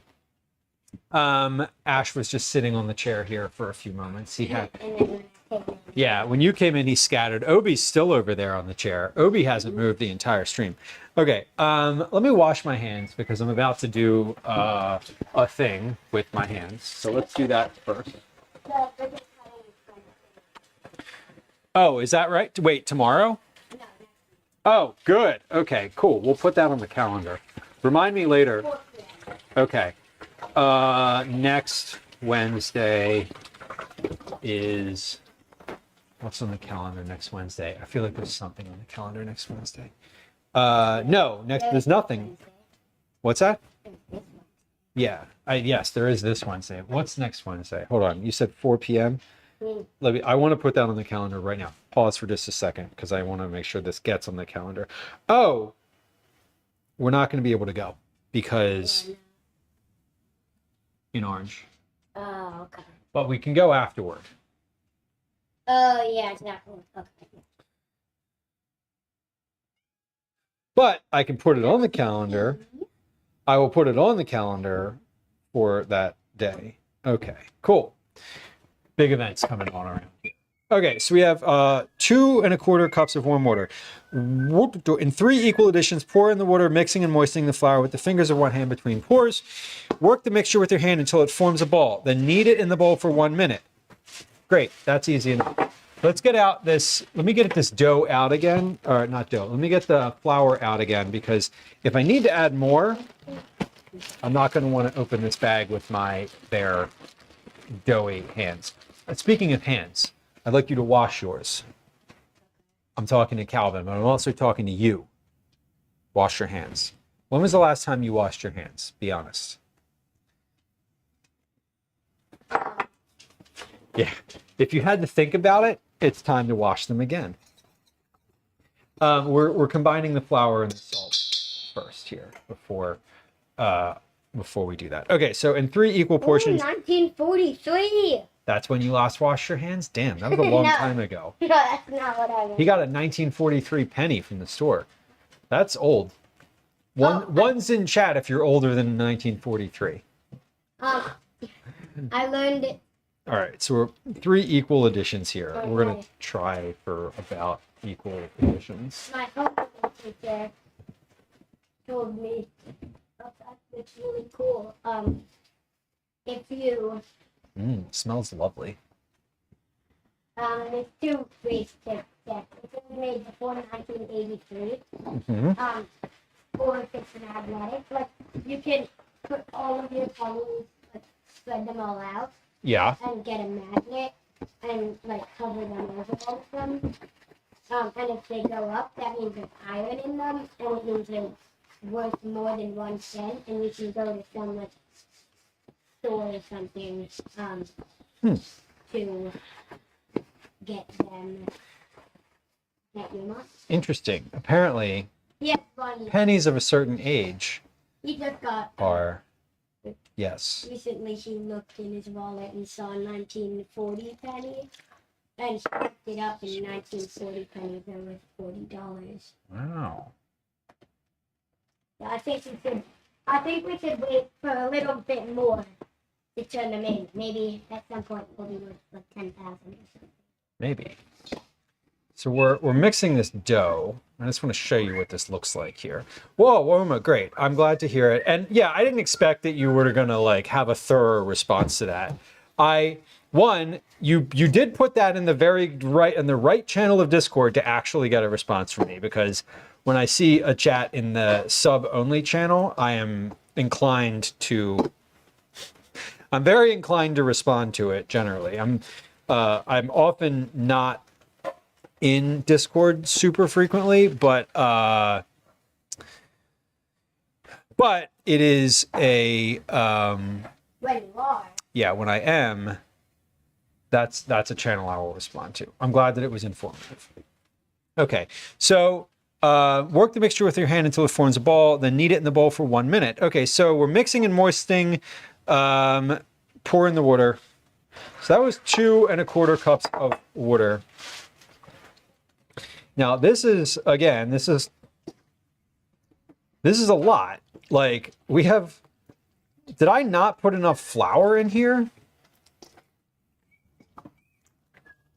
Like, this is not the consistency of dough, right? Like, this should not look. That looks like moldy milk. It looks like cottage cheese is what it looks like. So it says It goes in rolls like that. 2.5 cups. Wash machine. Stir to mix. Pour in the water, mixing and moistening. So I put 2.25 cups of water. This feels weird. And mix until it forms a ball. Now it was forming a ball. It says it should be tacky but not sticky. You should be able to knead it without clumps breaking away. This is not what I'm looking for here. So we're going to add, if the dough feels dry and stiff, add warm water. If it's too wet, add 1 to 2 teaspoons of flour. Okay, well this is certainly too wet. So we're going to add 2 scoops of this, and I'm going to add flour to this until it comes back together into a ball. That's what we're going to do. Because we're also not using the same exact dough or the same exact flour. Now, this is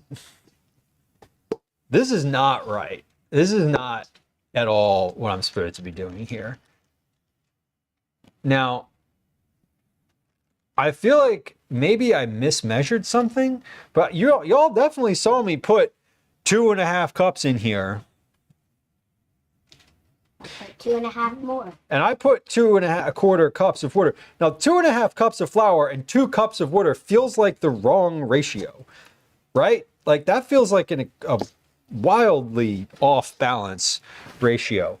Hold on. Is there, this thing came with a little card in it that I tucked into the pages somewhere in here. Oh, there it is. Yeah, that's not. Yeah. Hold on. I got it. It was somewhere in here. I tucked it into the pages, and I would like to look.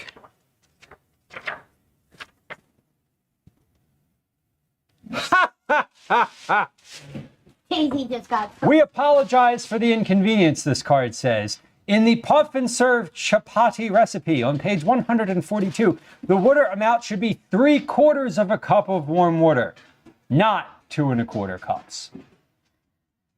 Well, shit. Okay, Seems like you put a. let's, here's what we're gonna do. We're gonna scrape this out of the bowl. We're gonna take more of the flour, because I bought extra. We're gonna scrape this, we're gonna scrape this into the compost. Because I'm not dealing with a, I'm not dealing with making this into like a massively scaled up recipe. Yeah, just make it way more flour. No, we're not doing that. We're not doing that. We're not doing that. We're going to put this in the concrete. We're going to start over. This is just flour, water, and salt. I'm not worried about it, but like, I'm reading that recipe and I'm like, yeah, that feels wrong, but like, I've never made this. Let's do it anyway. Okay, got it.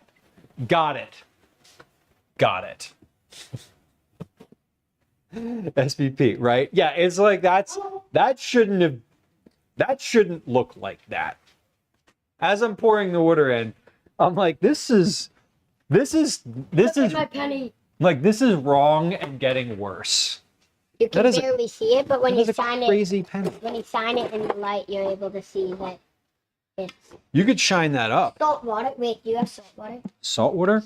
Well, we have both of those things separately, and you could certainly put them both in a glass. Doctor, Yes. my homeroom teacher said that Okay. putting pennies in salt water cleans them. Does it? Yeah. Okay. Putting them in Coca-Cola cleans them too. Well, we don't have any of that, so salt water it is. All right, so we're just gonna start over. We're gonna start over because we're only right at the beginning of this recipe, and like the camera's not even on. What are you doing here? You just want to put it in here? Yeah. Great. Thank you. Here, have some of this salt. I don't know what Should I the, put the water in first? no. What you should do is, here, look, let me pour this because there's like a ton, there's like a hole. There's a special way to pour this box because there's a hole in it. Here's what you should do. You should run the water in the sink until it's hot. Okay. Put it in there and stir it with a chopstick for a little bit until it dissolves. 9, welcome in. How was the trip? You should put run the water till it gets hot, put a little bit of it in there, stir with nothing else in it so that the salt dissolves completely, then put the penny in. Until it's like steaming hot? Yeah, hot. Okay, so I'm not gonna completely like clean this bowl out. I'm just emptying out the mixture that was so recently in here. And here, let me while we're waiting for this, let me get some warm water here. So I only need 3/4 of a cup. I actually Got it. found it on the ground. You found that penny on the ground? They didn't give you that for change at the corner store? No, they gave Cool. me like Okay. 2006 or like 1980. So let's get, yeah, go ahead. I'm finished with that now. Okay, let's get our 1.5 teaspoons of salt again. 1, 2, 1.25 teaspoons. 1.25 teaspoons of salt. See, this is why I'm glad that I weighed the flour the first time, because now I can just do 400 grams of flour. Easy. And then we'll just start again. 1, 2, 3, and 60, 70, 80, 403. Close enough. Okay. Now we're going to whisk the flour and the salt to combine. And then we're going to start this process all over again. While I'm It's hard enough that I can't. while I'm here, okay, then it's perfect. While I'm here, I'm going to make that adjustment note in the cookbook itself. So I'm going to try this. I'm going to try this again. Yeah, that's probably fine. Yeah, then stir it. Get a chopstick and stir it. Okay. So we're going to take this and we're going to add 3/4 of a cup of water in 3 separate installments. So this is 1. So the first time I tried to mix this, the first bit of water that I added to this was already more than the recipe called for. Megan, hello, welcome. Wilmer, that's a fun collection. Yeah. I kind of like that. I mean, you can barely see this. This looks completely rusty. Pennies are also no longer, right? We're not doing that anymore. Pennies are great to keep. Yeah. They might be worth a lot in 5 years. I have a small collection of bicentennial quarters.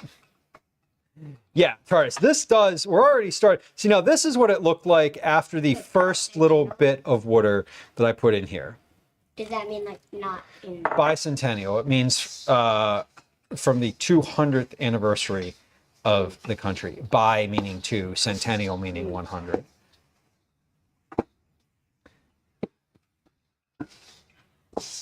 All right, so this is most certainly feeling much more like a dough.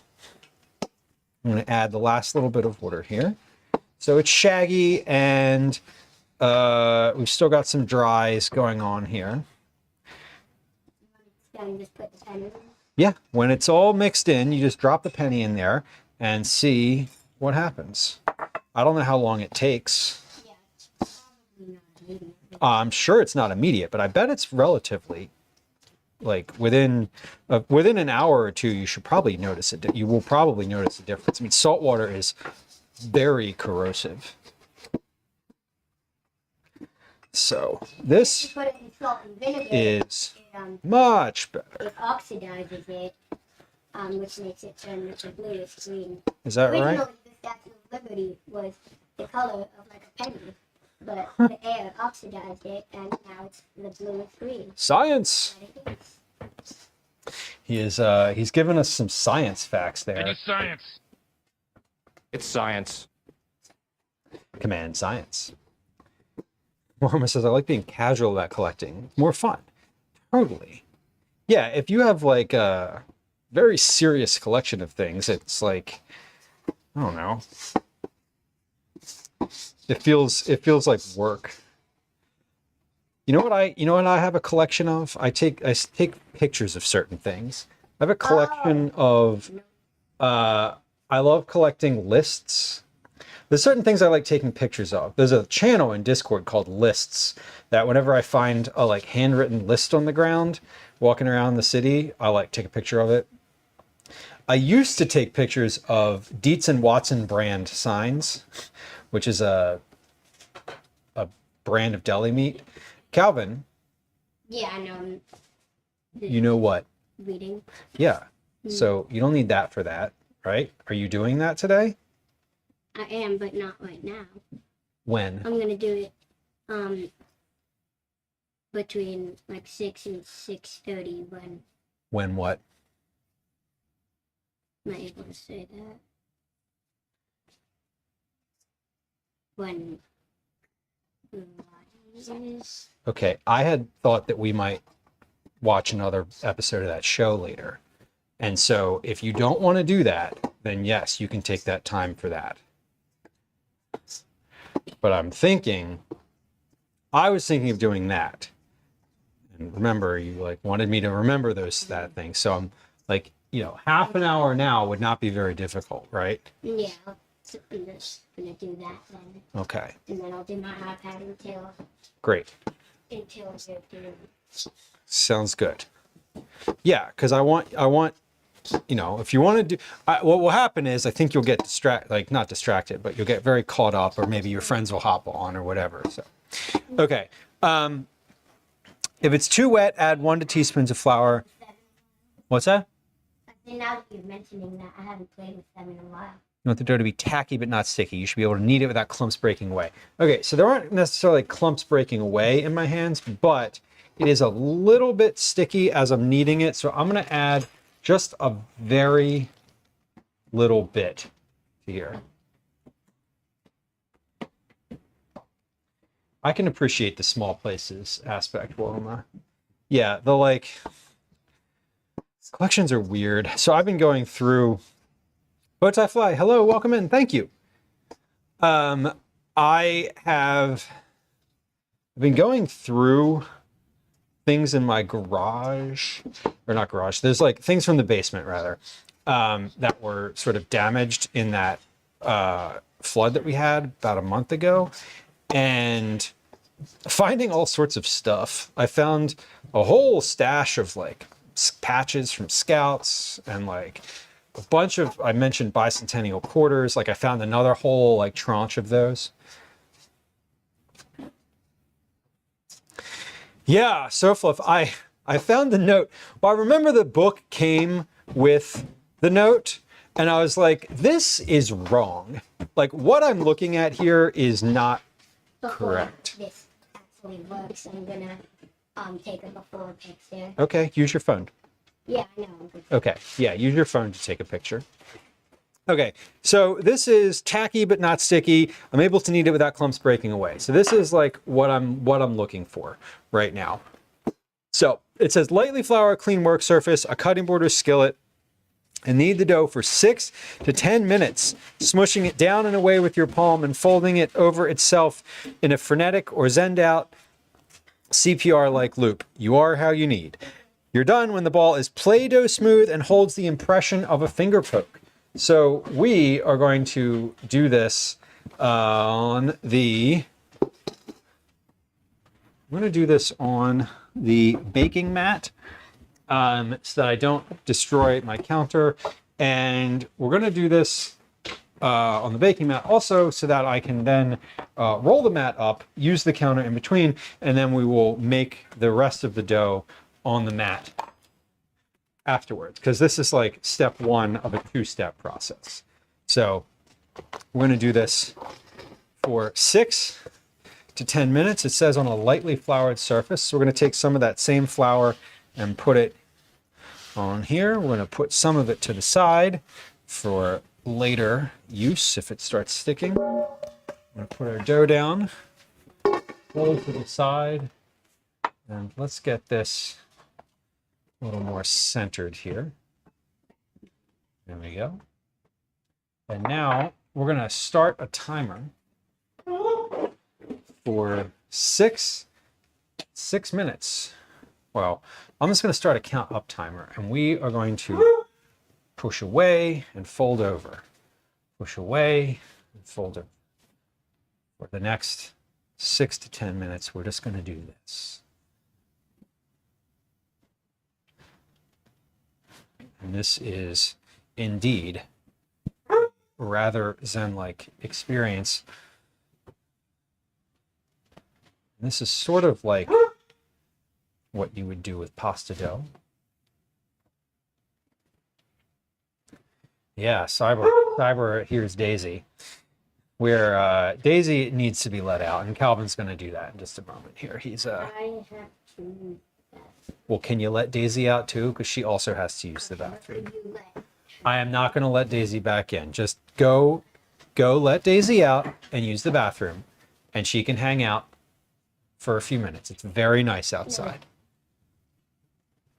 Okay, that's fine. Okay, just go use the bathroom. You use the let Daisy out, because otherwise she's going to shit in the house.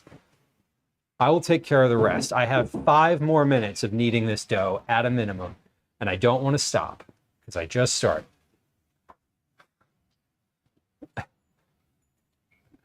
But we are folding and kneading. We're looking for the consistency of Play-Doh. And it's starting to feel a little smoother. There is now she's probably going to want to come back in within a minute. So if you can wait for a minute, that would be lovely. But if you can't, I understand. Again, I'm talking to Calvin. Y'all.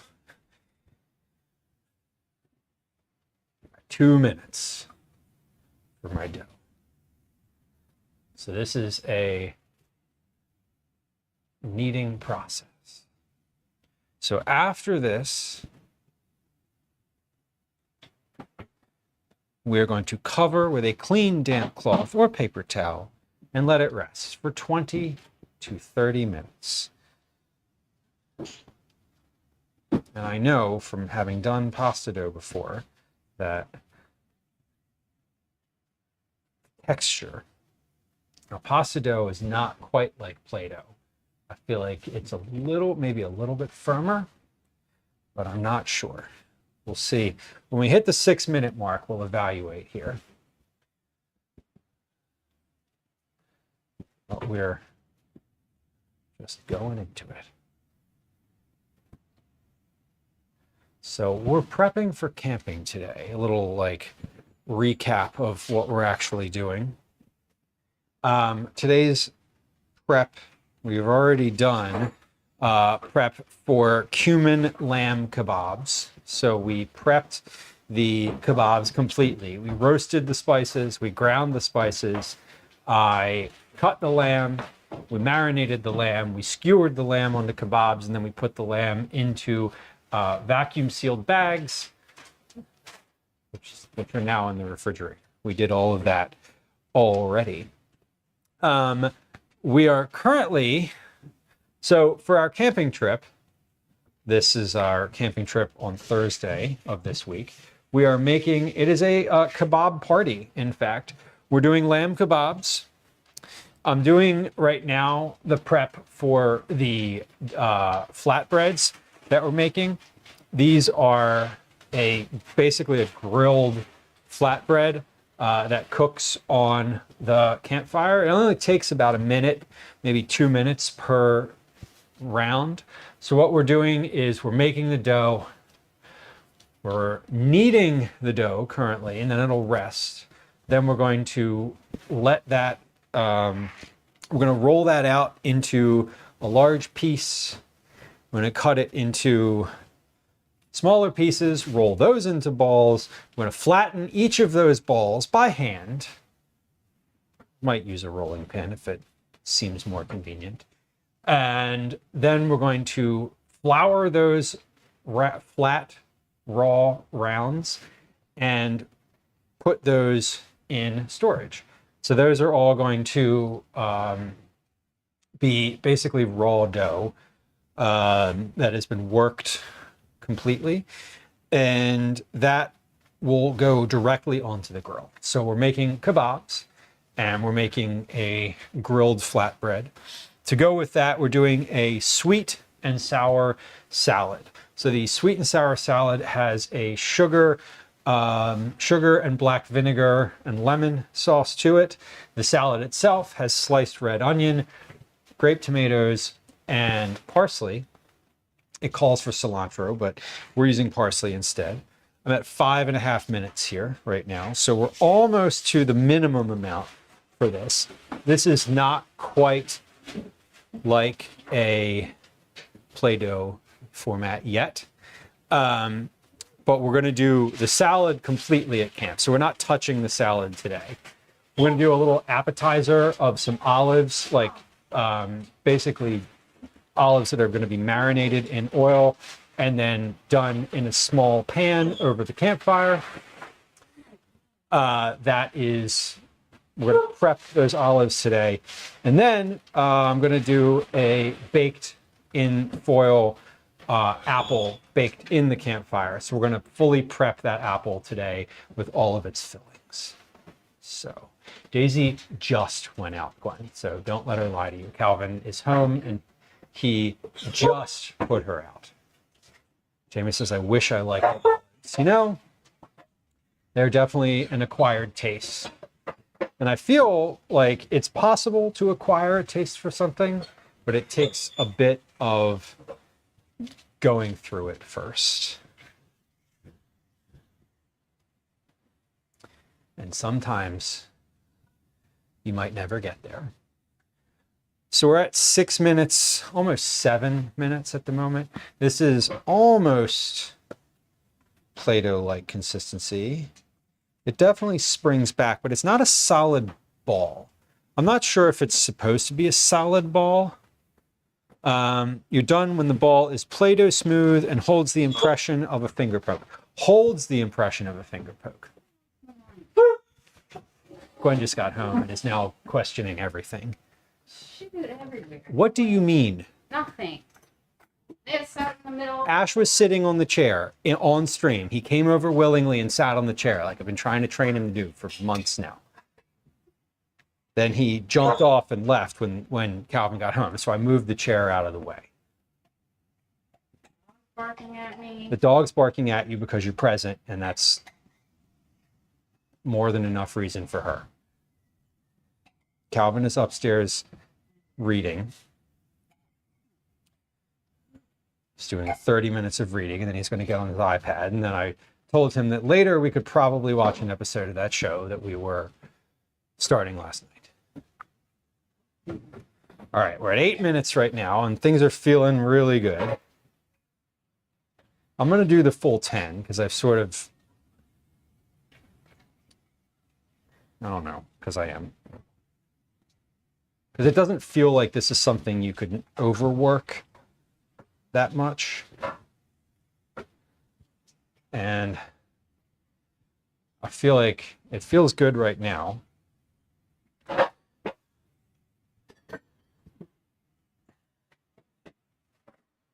And it might feel better in a minute or two. Yes, Megan, we're making the kebabs for camping. So we're doing a typical prep stream today where I'm prepping a bunch of food as I usually do for camping.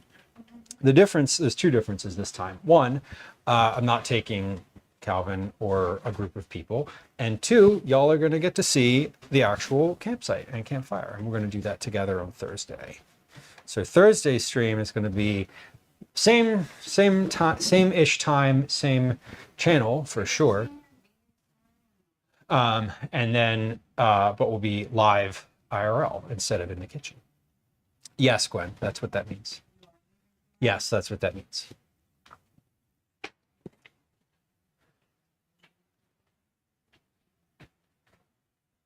Okay, we're at 9.5 minutes, and this is looking just about right here. So I'm gonna cease where we're at. So Play-Doh texture is a yes. Holds the impression of a finger poke.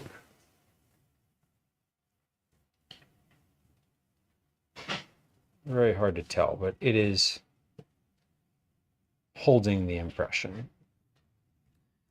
So I think this is just about right. We're gonna cover this with a hold on, wrong button. There we go. All right, we're gonna take this and cover this with a damp towel, because that's what it says. I'm gonna let it rest for 30 minutes or so. I'm gonna set a timer for 30 minutes just so I have a baseline of like, when did I put this on? So that is good to go. I'm gonna put that in a little bowl. Just a little bowl here. Let's get a towel. So I've got a damp, I'll use a cloth. Just moisten that. And gonna wring that out real well so it's not like wet. What did let me pause for a second in my dinner prep process, or not dinner, in my trip prep process, because I'd like to just consider for just a moment what dinner is tonight, because that is something that is going to sneak up on me if I don't think about it ahead of time and like either turn the oven on or get something in the oven or get something in the fridge. So let's pause for just a moment and do a little evaluation. I think I know what we're going to have. I'm pretty sure this is going to be an easy one, and I've got a plan, but let me check first. What I'm thinking of is pasta with meatballs, because we had meatball subs last night. I have leftover meatballs, I have leftover sauce. Makes sense to add them to pasta, right? Right.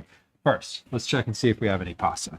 That's a good idea. Okay, we do. We have plenty of pasta. Let's do orzo because everyone hates orzo in this house, so why not? Let's use up the rest of this orzo plus a little orzo from the bag. I'm going to use what else? Oh, hold on. Perfect. I have like orzo in a box. I have so today's a use it up meal. It's a use it up meal. We love a use it up meal. We're gonna do orzo, and do I have a can of white beans in here? If I have a can of white beans, we're fucking sending it. Yes. Perfect. All right, so we're doing orzo with butter beans and a red sauce. Red sauce. Yeah, we'll do red sauce because I have a bunch of that in here. Yeah, perfect. And then we'll probably toss some peas or something first. We'll toss some sort of frozen vegetable in here. What do we have in here? Peas and corn. Peas or corn? Which we put in here? I think peas, but like, I think peas for the red and green contrast, but like maybe something different. I don't know. But we'll put some frozen vegetables in there. In order for that to get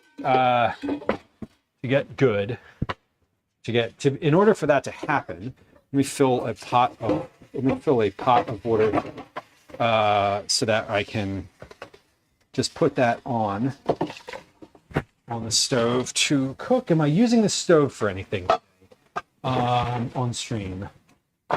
No. Okay. So this isn't easy. This is easy then because I'm not using the stove. I've got pot of water. Awesome. Okay. Blacksmith. Hello. Is that a piping bag? Let's see. Oh, this. Hold on. This one? No. I'm thinking of what else you might be seeing. No, this is a bag of orzo. But it is. We could pipe the orzo. That would be kind of wild. Pasta is a good choice. As long as you have sauce, right? And I do. I have both. I have pesto that I made, and I have red sauce that I made last night. The red sauce I'm going to use because I have more of it, and I already have a container with meatballs that like I'm gonna just toss on the stove. We'll heat that up all at once, and then we'll put this on the stove, this pot of water on the stove.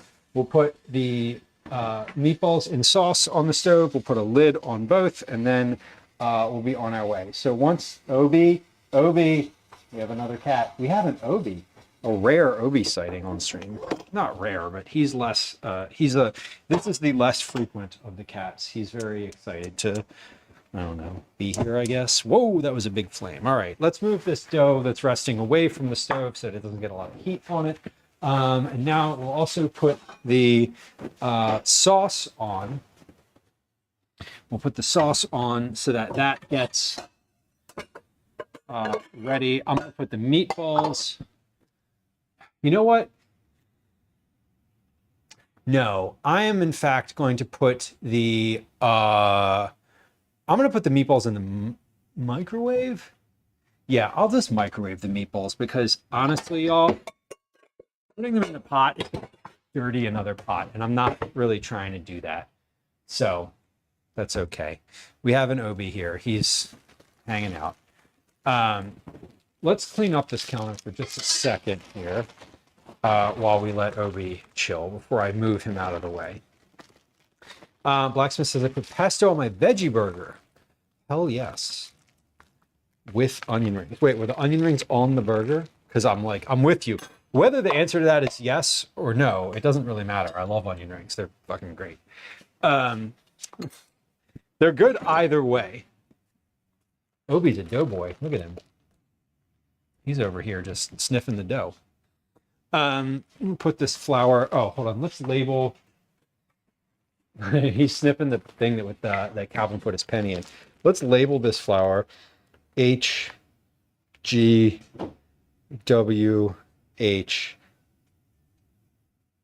High gluten, whole wheat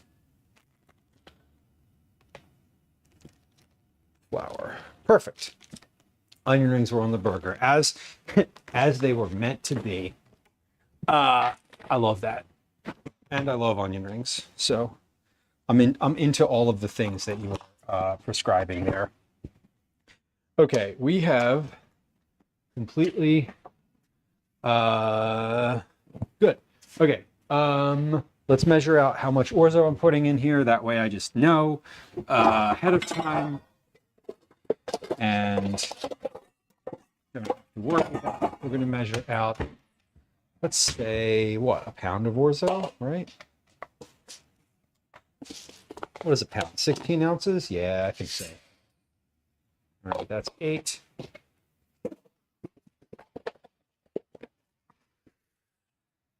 $15.5.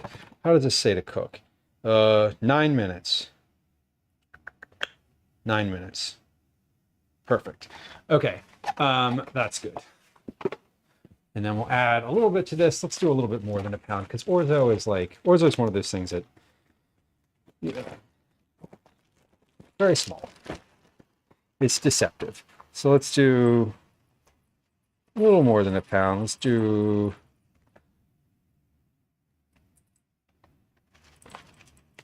20.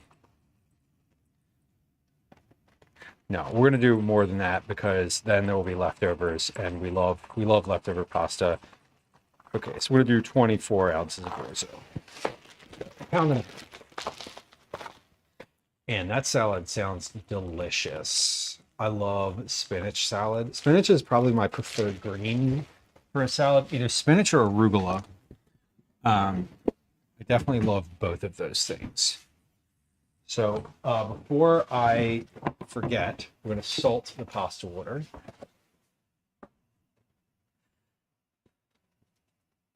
And you know what I'm going to do? I was thinking of baking cookies for this, but honestly, y'all, I have a bunch of snacks. I bought a bunch of snacks at the Head Nut, and I don't think I really need to make cookies. So I'm going to skip that step, which is fine. Because I do have a bunch of snacks and I have stuff to make over the fire. And like, if I don't have cookies, it's okay. So we have mixed and formed the dough. We are kneading and resting the dough currently. Next step is to make our apples. I'm not going to make my lemon yogurt sauce today. What I am going to do is get out some dry spices for that. I want to get some cumin. Here's what I want to do. Here's what I want to do. I'm thinking ahead to what I want to dip the lamb in. And I want to do a little bit of a sauce. So we'll do some turmeric and let's see, turmeric, white pepper, turmeric, white pepper, and cumin. Where is the cumin? I feel like cumin's in the other cabinet. Turmeric, white pepper. What else is in here? Coriander, no. Nutmeg, no. Allspice, no. Ginger? No, because am I doing ginger and something else? No, we'll do a little bit of ginger and cumin. Yeah, okay, cool. I'm gonna make a little dry spice here that I can put in my yogurt. So that's the goal. I'm gonna mix that with some lemon and dill. Perfect. We're gonna mix all of that sort of together with a bit of whole fat Greek yogurt and have just like a little dipping sauce for the lamb. So I'm going to make a spice mix here of several things.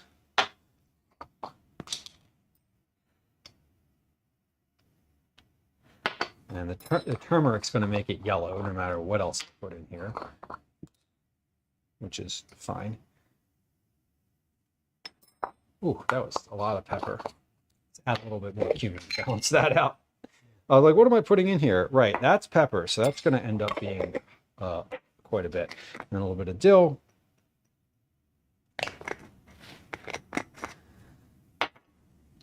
Let's do just a pinch of salt. And then I'm probably not going to use this whole mix here, but this is what we're going to put in the yogurt or dip.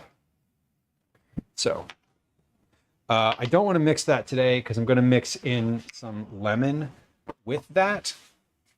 And I don't want to mix it too soon. And that's the type of thing that I can just do in like a little bowl or a little container at the campsite itself. That's easy to do. Easy to do. Hey, we saw Obi, we saw Ash. Guess who we missed today? Miss Elsie. Here she is. She was just snooping around. Hold on, I was putting the spices away. This one I just caught snooping around on the trash can. She got caught. She did not want to get caught. But here she is. Command Elsie, E-L-S-I-E in chat. She is a good girl. Here she is. Look at this special cutie. She is so pretty. She's pissed. Elsie has a good face. She looks stern, but she's very sweet. She's a calico. LC, as in the letters L and C. That stands for little calico. Wow. No, she needs to get down. She does not want to be held. Pissed. She's pissed. Okay. All the cats got their claws cut the other day, and she's not happy with me, which is fine. We're okay with that. Okay, so we have dinner. We have our orzo together. Let me get these beans. We're gonna drain the beans, and we're gonna put those in. We're gonna put the bean water in a small container, and we're gonna freeze that so I can put it in with my stock mix. My stock mix is an ever-evolving number of different things, including vegetable scraps and bean water. Because this is a scenario where, like, this is gonna, whoa, that was a lot. This is gonna add a lot of flavor to a soup when I make it, and will just become part of the stock. And so we are draining these. Sit these right here. I'm gonna pop that in the freezer somewhere. Am I gonna pop this in the freezer? Maybe. Yes. Where can this go? Hold on. That goes there for now.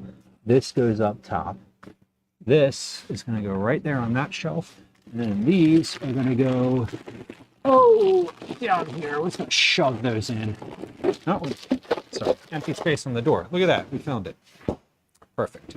Okay. Let me wipe this counter off because it now has bean water on it. And then I'm going to get the peas out that I'm going to pop into dinner as well. And then dinner will be pretty well accomplished. Once that water boils, we will be 10 to 15. We'll be 15 minutes away from eating. So that's easy. That's easy. I know the family will like it, and we can continue with what we were doing. Let me wash my hands here. Now, again, my goal today is to be finished stream. I was expecting that I would need to take Calvin to karate tonight, which means I would need to end stream at 5:30. We are not nowhere close to being done. We're closer to being finished than we are to the start, but only time-wise. We're close to that, but I'm aiming for around 7 p.m. at the latest for wrapping up today. So just like FYI. Troy, welcome in. Happy 4-year anniversary. Thank you. Today is, in fact, the 4-year anniversary of stream. My first stream was 5 hours and 13 minutes long. I feel like today we might hit that. We might hit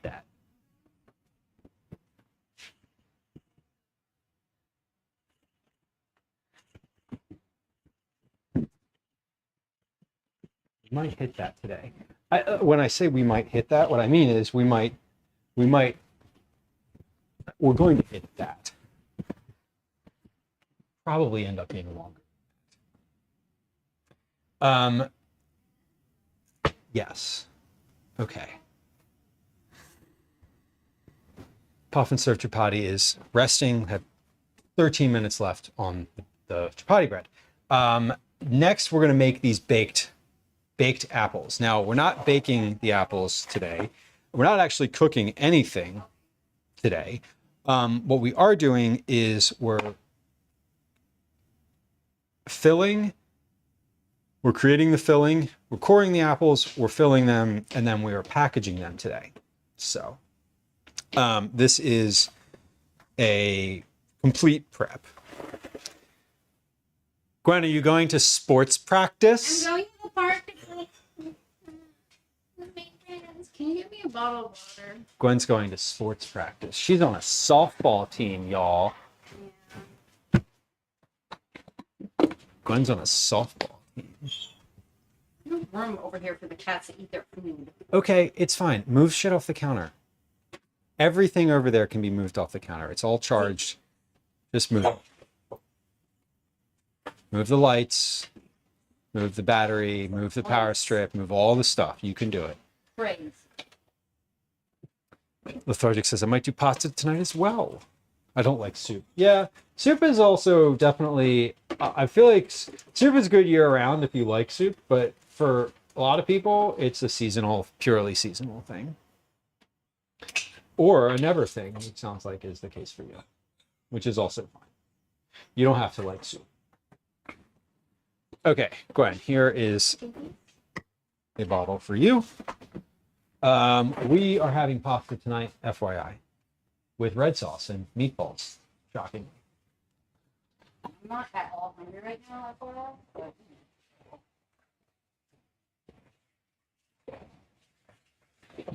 Ah, okay. I don't usually hydrate on stream, but I've been drinking like 2 liters of water a day for the past like couple months, and not like intentionally, I'm not really measuring it, but I've been drinking like 2 water bottles. Like I have 1 liter bottles, and now I'm hurt. Now I find myself actually being thirsty.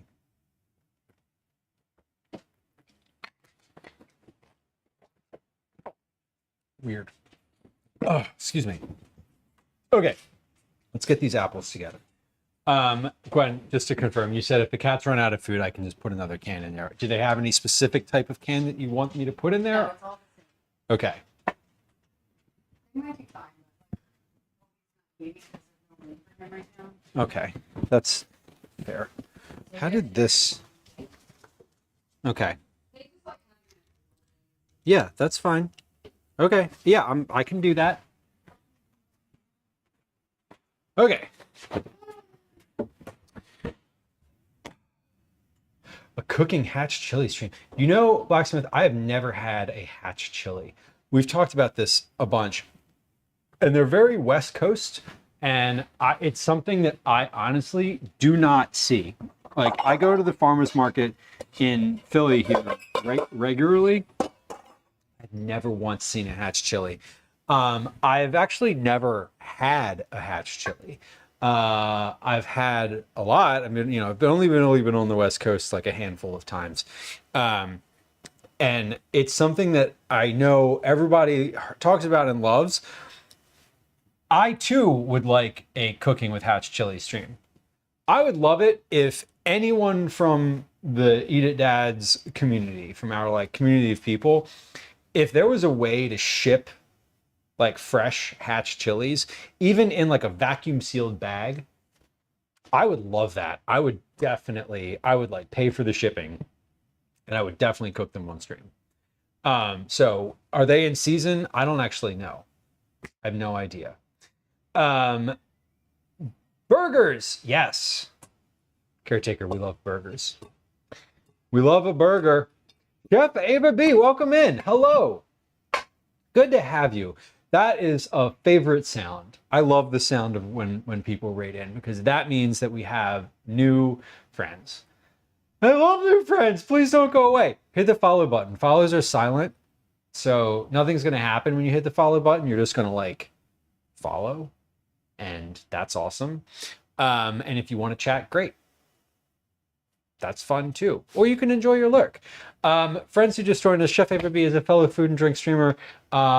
Chef Ava, a question for you. Are you in the Twitch Creator Club, the Food and Drink Creator Club?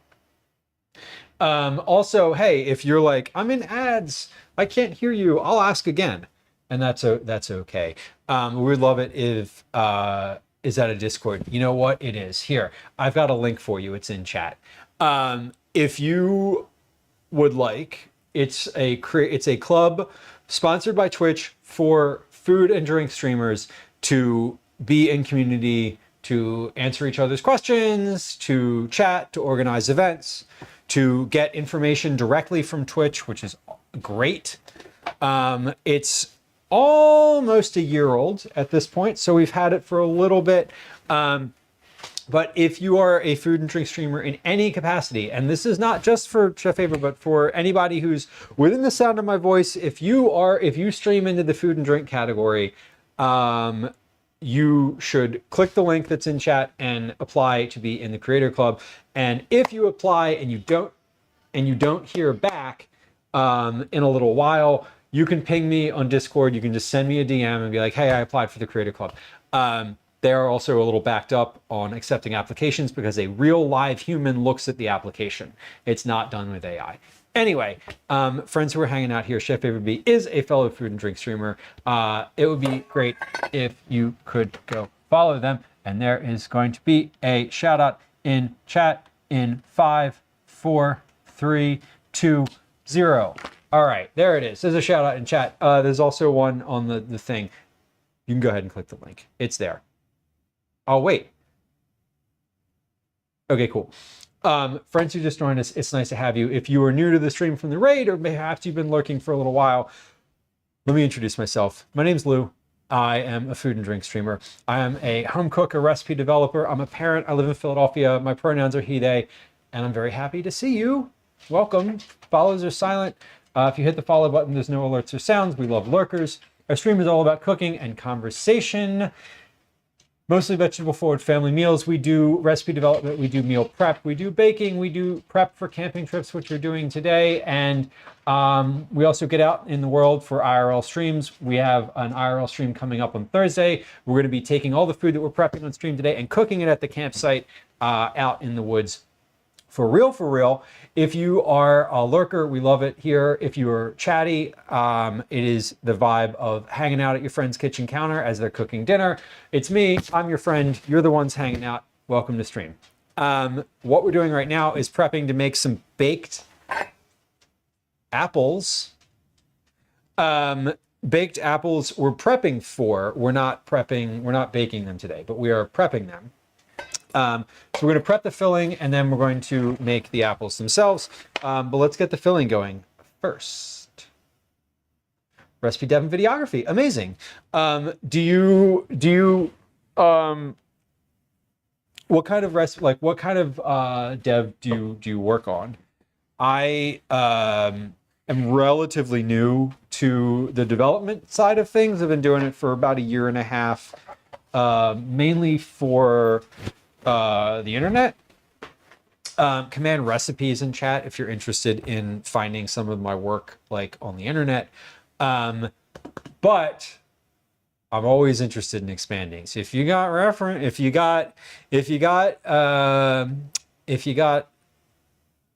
what's the word?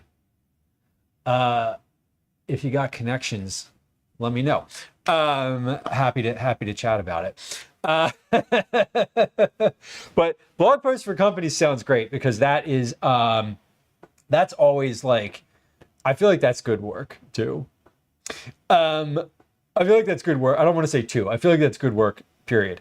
Okay, so this makes 4. I'm gonna make 2, so I really need to like just have this recipe half. I need to have it too because I'm trying to eat it because it sounds fucking good. I've actually had it before and it is really good. But we're going to cut this in half with what we're actually going to do. And walnuts, so about 1/3 of a cup of coarsely chopped walnuts. I don't have walnuts, so we're going to do pecans, and that's fine too. I'm not actually going to like measure these, so about 1/4 cup, you know, I'm not actually going to measure these. Yes, I am. Cut to me immediately getting a 1/4 cup measure out of the drawer and measuring.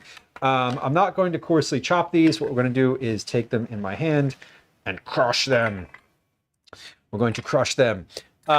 You feel like food blogs are dying due to AI and the recession. You know, I feel like there is two things. One, I feel like AI is certainly having an influence on the food world. I'll be honest, it's not a good one. And I feel like anybody who has ever like tried to follow a recipe before, like there is a thing that AI cannot do, which is physically taste. And I don't think there will ever be a world, well, let's say this, if there's a world where AI can physically, where like a computer, I'm aware that a computer can sense flavors. Like that science exists. It is probably deeply expensive for that to happen. And so it is unlikely that that will be used in the development of recipes for like, you know, food bloggers blog, right? in a world where that is a thing that can actually happen, that's like whatever. But if you've ever tried to follow an AI recipe, right? Like the difference between like a quarter teaspoon and a half a teaspoon of salt is massive at a small scale. And there is zero ability for AI to determine that. AI can determine that across 1,000 different recipes online that this is probably the right amount, right? And it's getting better at that, but there's not a world in which it's going to excel past the taste of a human, of a real life human. So am I worried about AI taking over the things that I am personally working on? No, not particularly, because I also know sort of that I don't think there's going to be a world in which that's where that actually happens, right? 9, I'm glad that you got the cookies. I love that. I hope you enjoy them. If I were you, can I, I don't want, this is not a request, but what I would say is if I was making those cookies, I would turn on I would turn the oven on, I would let it preheat to 350. I would take that cookie, I would turn the tap water on, and I would go like this. And I would just do it like a little bit, just like I would wet it, just like the littlest bit. I would put them on a sheet pan in the oven for 4 minutes. I asked Mom if I could. And I think that would be amazing. Okay, my time is up for my bread. So at any point now I can do the bread. 2 tablespoons of brown sugar. Where's my brown sugar? Here it is. Mom, if I could go watch, but she said no. Yeah, she doesn't want you to go watch her practice softball. You don't want to go watch her practice softball. I know you think. For like 10 minutes and then go home. Yeah, I know you think you do, but okay. So we're gonna do about half of this. So this is half a tablespoon. So 1 tablespoon of brown sugar. Kathy, enjoy your dinner. I hope you have a good one. Don't leave that in the oven too long. The timer telling you to open the oven is very important. I understand exactly how that goes. Okay, so we have our walnuts or pecans, raisins, brown sugar, a tablespoon of plum or apricot jam, and then 1/2 by 1/2 inch piece of crystallized ginger. What the fuck am I doing with the ginger? Okay. Slice and coarsely chop the jam and ginger. Okay, so the ginger, I don't have like a big piece of it, so I'm just going to use the crystallized ginger that we got for the cookies, which already comes in these nice little pieces. And we're going to just add those in, because that's about right. Cyber says, I spray them with a water bottle, just 1 square. Exactly. That is, for me, that is exactly what I would do with it. I don't want to assume that anybody has a water bottle at home that they're comfortable spritzing their food with, but like, I definitely would do that. Look at this so far. I'm trying to look at it, but it is extremely close to my face. It definitely looks better. Yeah, it's changing color a little bit, and you can see some of the brown. There's like some brown sediment starting to form on the bottom. Okay, and a tablespoon of plum jam. So I have 1/2 a tablespoon. What's that? Would more salt make it go faster?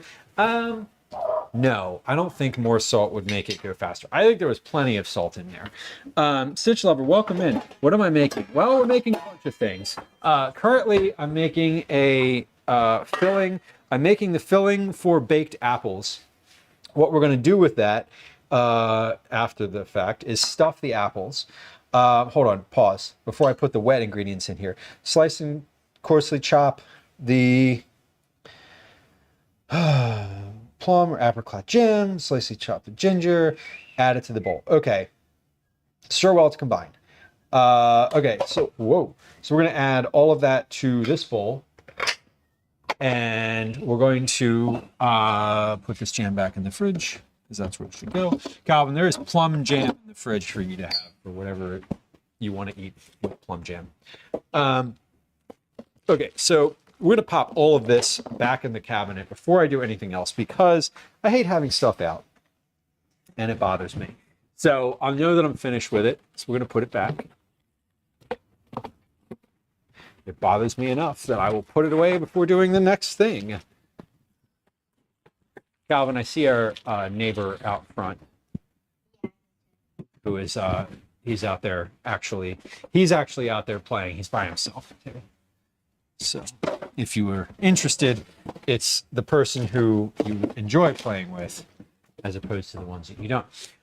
Anyway, so Stitch Lover, back to your question about what am I making? Oh, vinegar. Lethargic says vinegar also helps clean the coin. Would we put vinegar in with the salt water? Like, would that be a good thing to do? I feel like I know vinegar and baking soda sort of make an explosion, but would it be helpful to put a little like dash of white vinegar in there too? Okay, so we're mixing all this together. Then we're going to core the apples. We're going to fill them. We're going to put some lemon juice in, and then we're going to pack them with this filling. I'm actually going to add a very little bit of regular sugar to this as well. There we go. And we're going to do a little mix it up here. Now this is just the filling for like 2 apples. There's not very much in here. But we have 2 big apples. So we'll see how it goes. Whoa, no close and grab the lemon juice. Huh? It doesn't seem like it would be an emergency, but it says this is, and I can't click open. Yeah. Is that like bad? Or... Well, you need to unlock your phone first. No. What? When was that from? 2 hours.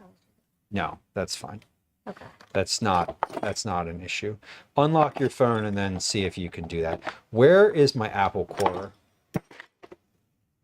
Oh, I know where it is. It's in the bin of useless kitchen products. No, Salt and vinegar together, they say. Okay, let's add. You want to add some vinegar to that, Callie? All right. Advice from chat. This is the part where like someone in chat should warn me if this is going to like overflow onto the counter and cause a giant mess. If you're messing with me, that's fine. But I prefer not to have a mess. So I'd love to know, because I'm not going to Google it first. We're just going to do it. Okay, get the fuck back in the cabinet. There it is. Okay, sorry. I have a cabinet full of useless crap. Here, we're gonna take his brain out. You ready? Jesus. Just kidding. Where is the vinegar? What do we do with vinegar? Do we have white vinegar in here? Maybe. No. No. No. Hold on. We have white vinegar down here. So this is important. I told you you could derail me doing literally anything. Here. Oh, here it is. Glug, glug, glug. Let's add a little bit of this. How much? I don't know. We're not going to measure. This is Calvin's penny that he found today. So we have salt and vinegar. Should I mix that? Should you mix it? I don't know. It seems like it mixed enough to me, but sure, give it a little stir with a chopstick and then put that chopstick in the sink. Or taste it. It'll taste like French fries from the boardwalk. It will, he says. Yeah, I mean, kind of. Salt and vinegar. That's what you put on fries, right? I do. They're so good. A little bit. Oh, did you actually taste it? I mean, I taste the salt. Good kid. Okay. I taste the salt. Okay, so we're going to take there's a lot this. of salt on French fry. Let me take this apple core. So the apple core, as I mentioned, lives in the cabinet of useless products. Hold on.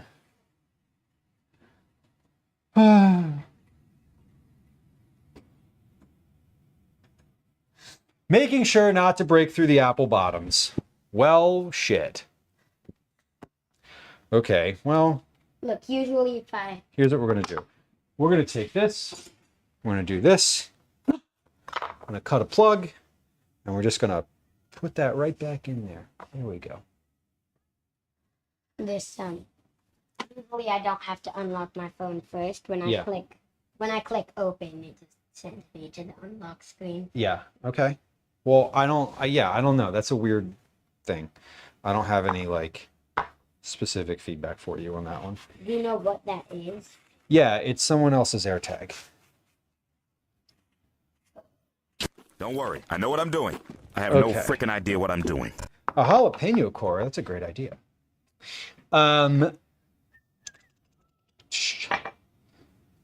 Making sure not to break through the apple bottoms. Okay, so we're gonna. Cal, you want a piece of? Do you want to cut up apple?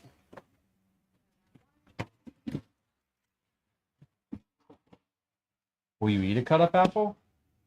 Sure. Could you cut it up into like the really smaller, like the small? He wants it finely diced. Yes. Yeah, because I accidentally cut through the bottom of this one, and I'd like to do this correctly. And if you're willing to eat an apple, I will cut it up for you in a preferred way, so that I can do a better version of an apple. So I can do one without having cut through the bottom. Okay. There we go. I do know what I'm doing. We're trying here. We're trying. At least I know what he's asking for when he's like, can you cut it up in the better way? Yes, I know what you mean. You want to be able to eat it with a spoon, basically. Oh yeah, they got the hoop out on the street now. Okay. So, after we finish coring and stuffing these apples, we're going to work on our breads. So the bread is going to be not necessarily the very last thing on stream, because I want to do the olives too. I want to create the olives and put them in the marinade. So we're doing olives in a little pan, and I actually gotta get out the pan. I want to use this pan on the fire because it's a good one. I just now had that thought. I was like, what am I going to put these in when I roast them on the fire? That's the pan. In fact, that's what the picture in the book that I'm pulling all of these recipes from looks like. The little tiny pan. It's like a little tin campfire type pan. So that'll be perfect. Alrighty. All right. So I cored that entire apple all the way through, which I did not mean to do, but Calvin is willing to. He's willing to take one for the team and eat an apple here. Yeah, I know. So we're gonna cut it up. We're gonna cut it up the way that he wants it, and we're gonna offer him. We're gonna offer him this apple with a little bit of like peanut butter on it. Ooh, honey, please. Honey, can you get the honey out of the kitchen box over there? Yes. Because I have already put it in the box for the purposes of traveling. Okay.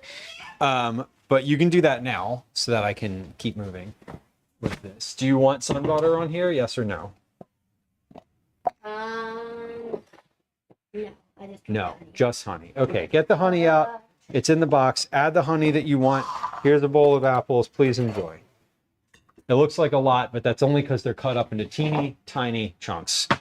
Okay, so let's move along here, and we're going to cut the core. This one or the other one?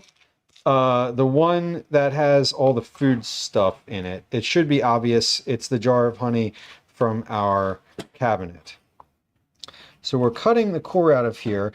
Oh, I remember this last time. This was a little bit dicey because I used a teaspoon, but I used like the handle of it. Well, I said I just have to put it on. Yeah, add what you want. So we're gonna take this. Oh, pardon me. Your pardon. You know what I have here that's actually gonna be nice for this? A teeny tiny spoon. I got like a little espresso spoon. For the purposes of my coffee. Yeah, for the purposes of espresso. So we're going to use that because that is small and will get in here very nicely, whereas a teaspoon is still going to be a little bit large. So perfect. Okay. So we're scraping this out. We are taking care not to break through the bottom. Caretaker, that type of honey, the like localized honey, is always going to be so good. I'm a little jealous of your find there. What do you all do with honey when you get like good local honey? Calvin says eat it. I like to add it to yogurt. I think yogurt is like my favorite vehicle for honey. Okay, almost through to the bottom. So we're going to cut the core. Cut 1, cut 2, and kind of just cut around here to start, get a little hole for my spoon. And we're going to fill these apples, but we're not doing anything with them today. We're going to wrap them up. But once they're full and sort of ready to go, these will be, just take them out of the cooler and pop them onto the fire. And I know from experience, having made these before, that I am going to eat 2 of these because they were very good. Last time I made 4 and Calvin had 1 and I had 3. I don't need to eat 3. And in fact, I only bought 3 apples. So we're sticking with what we got here. So we're finished coring these. This should be just about enough space for all of that filling. I'm sort of eyeballing how much filling I have and excavating the apple to the point where I think I'll be able to get it all in here. But it can be deceiving. I mean, this is like quite a bit of apple, but it's also a little bit of filling. All right, now this, I'm not going to do anything else with that. In a perfect world, I would make like a quick simple syrup out of that, but we're not. R.I.P. Let's put the knife on the counter, rinse my hands. And just take a look here. Wash the apple, use a melon baller or starting measuring teaspoon to excavate the cores. Do not break through the apple bottom. Squeeze the juice in the lemon half into apple's holes. Remember the lemons cut side down on any exposed skin. Okay, so here we go. We're just going to pour a little bit of lemon juice in here. We're going to spin it all around. That's what it's all about.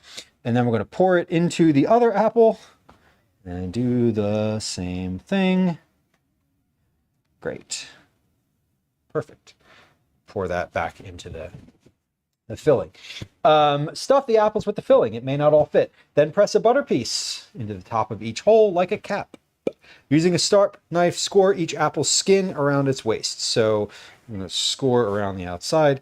If you plan to roast the apples in foil, cut a double layer of heavy-duty foil, measures 20 inches long, arrange the fruit snugly on the foil.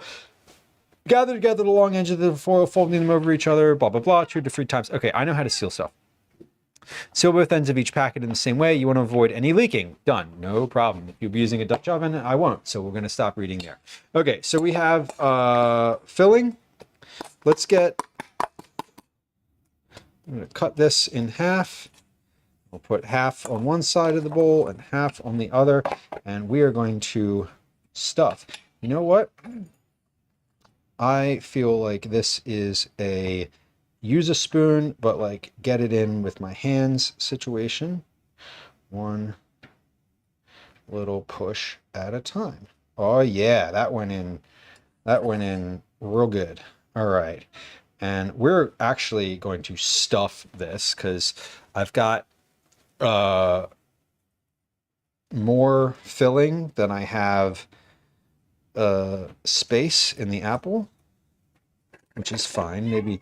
Maybe this one will have a little bit more room, but that worked out really well, that first one.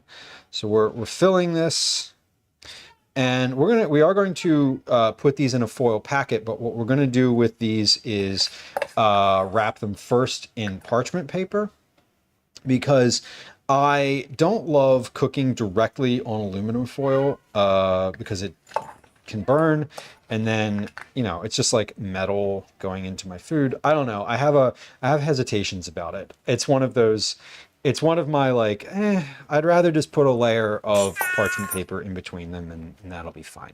You know what I mean? Caretaker says you use your honey mostly for teas. Helps the throat during cold season. It certainly does. I am very familiar with a like hot tea when you're not feeling that great. That's probably one of my favorite feelings when I'm not feeling great is that the hot tea drink, the hot tea beverage. That is always a good one. Oh man, because it's like such good immediate relief. I love that. I'm with you on that. Peanut butter toast, Cyborg says, yeah. One of Gwen's favorite things is a peanut butter bagel. And I'm always like, do you want honey on that? And she's like, no. And I'm like, why not? It's so good. But to each their own. Oh, and now we need a little pat of butter. We're going to use salted butter because that's the better version of butter. Let me open this so I'm not like cutting through all this paper. And that's like, because that's annoying and not that annoying. It's annoying when you're eating something and you're like, why is there paper in this? Anyway, pat of butter. And then we're going to stuff that in the top of each apple like a cap, which is great. Sorry, Sigil says I can eat honey the way it is. Out of the bottle or in coffee? In coffee, all right. I don't think I've ever had honey in coffee, but I also don't put sugar in my coffee, so I'm a little different in that regard. Okay, so the butter is like a cap. There we go. We're sealing this in, but it won't stay sealed for long. We're going to score these around the middle with a sharp knife. Around the waist specifically, it says. So we're just cutting the skin. So this is just one little score around the waist. So we're prepping food today for our camping trip on Thursday. We'll be live on Thursday for all of the day. If you're on the West Coast, certainly we'll be live starting at least about 10 a.m.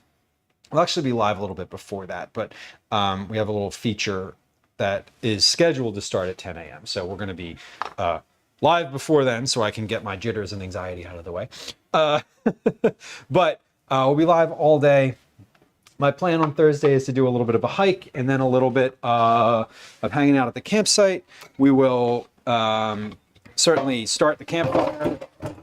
Plenty of like outdoor ASMR to be had. We're going to cook over the fire. I don't plan on using a camp stove because I don't think we'll need it. I am bringing it because, like, you know, if we need to and it like pours rain for somehow, it's not supposed to. It is supposed to rain on Wednesday, which is why originally I was going to do the camping stream Wednesday, but we moved it to Thursday because the weather looked beautiful. Okay, let's pack these apples. We're going to pack these in two separate packages. So they are like specifically one apple per. I don't want to roast these together. So let's do a layer of parchment paper for each, and then we'll do a layer, probably 2 layers of aluminum foil. Now this is not heavy duty foil, which it says we should use heavy duty foil. I'm not. We're going to do regular foil and probably do 2 layers of that. So let's do 4 to start because I have 2 apples, so double that. We'll do 4. So let's put 2 to the side. We'll put 2 to this side. We'll put a piece of parchment to the side, and we have 1 piece of parchment here ready for an apple. Okay, so let's see. Arrange the fruit snugly. Gather together the long edges, folding them over each other 2 to 3 times to form a tight seal. Seal both ends of the packet. Okay, so this is like, they just want you to create an envelope seal, which is easy enough. Bella says, last night I made an everything soup, hobo, or whatever you want to call it, Instant Pot. It was good. Nice. I love, and everything soup is one of my favorite types of soup, where you're just like, what goes in it? I don't know, whatever's left in the fridge. whatever's left in the fridge. That's how we do it. So we're folding this over, we're creating a seal like that, and then we're doing that again from each side. So we're just making sure that this like completely seals up. The parchment does. The foil is going to be around here. We're going to do the same. I'm going to do the same thing with the foil. Let's do. Can I pull the foil all the way up? No. Okay. So we're going to do the same thing with the foil from one side. Damn it! I just ripped it. This is why you use heavy duty foil. Anyway, piece of shit. All right, we're gonna take a little different approach here. I'm gonna roll this because I already sealed the parts. Hold on, which part of this is the top? Okay, so top.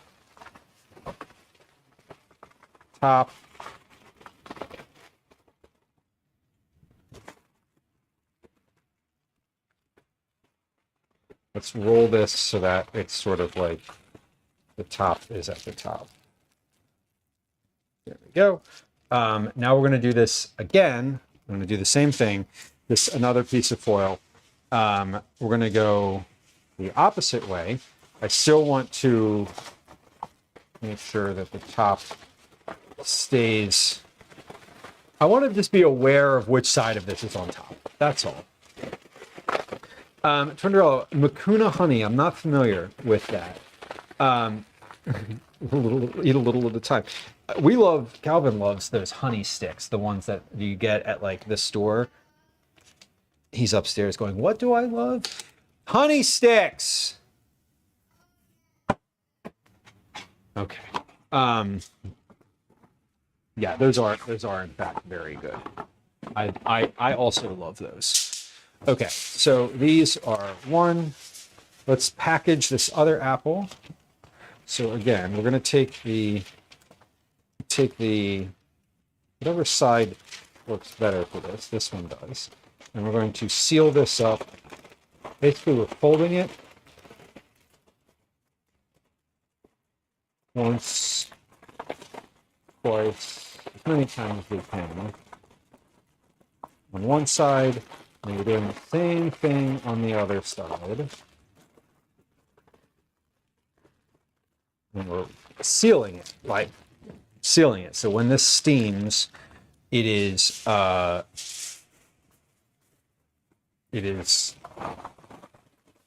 staying in.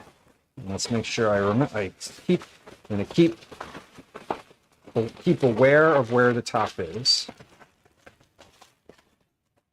because they don't need to be upright in the fire, but it is nice if you keep them upright. Top.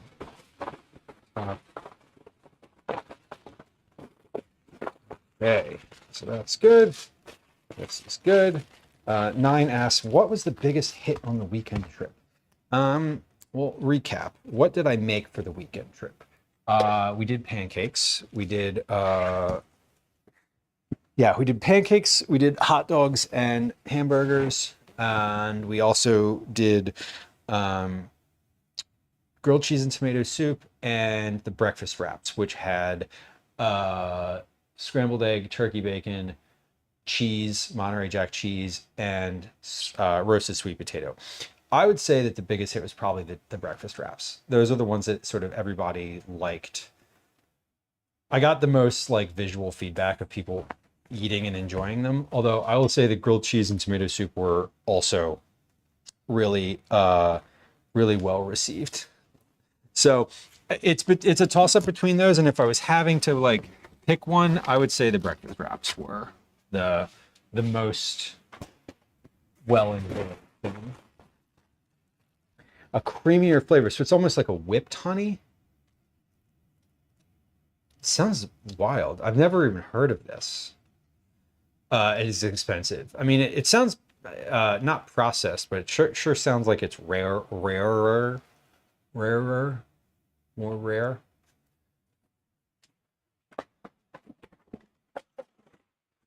All right. So apples are done. We've checked another thing off the list. Now we're going to finish these chapati breads. These are, we are in the roll the bread stage. So, transfer the dough back to the floured work surface, press into an even round, cut it into 12 equal pieces. Roll each piece into a ball, toss them back into your mixing bowl with the remaining half a cup of flour.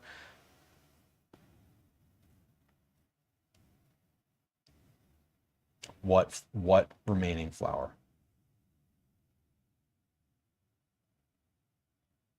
Oh, because in the initial direction here, it says 2 cups of the flour, not 2.5.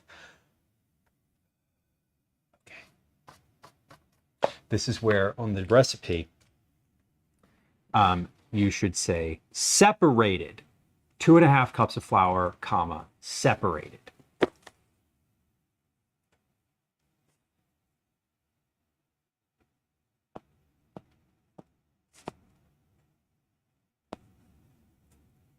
Great. Okay. Well, I'm sure it'll be fine. We're not doing it again, I'll tell you that. Okay. So, basically it just needed another half a cup of flour. Okay. That's fine. And I think it's fine. I think it'll be fine. I should say I'm not worried about it. Mrs. Syntax, welcome in. Is it not, it's not royal jelly. It is not. We used, in our jelly, for our jelly today, we used plum jelly, but I don't know if that's what you're asking me. I don't think you're asking me that. Is that a question for Twinderella and the honey? Supposed to have health benefits. Expensive stuff is always supposed to have health benefits. Okay, did he put the honey back in the container? Yes, he did. Good boy. Good boy. Okay, let me get my flour out again because I obviously needed it and I put it back, but I didn't. I put it back too soon. I put it back too soon, as usual. That's fine. Okay, so we're going to transfer the ball back to a floured work surface. Floured work surface. Press into an even round, then cut it into 12 equal pieces. Okay, so let's maybe. Are we going to take this out of here? No, maybe. This is very, what's the word I'm searching for? This is thick. This is like a thick dough now, which is nice. The texture on the bottom is different than the texture on the top. So definitely, at this point, this is like a flour, everything situation. I mean, according to the recipe, it is. So we're going to press this into an even round. Okay. So like a pizza, it says cut it into 12 equal pieces. That's pretty easy. Took care of the book fair. Nice. Make sure he doesn't buy a bunch of crap. Oh my God. So Fluff, how many little toys and knickknacks and bullshit did they have at this thing? A lot, right? It's always a lot. Okay, like a pizza, cut this into 12 pieces. So 6 each.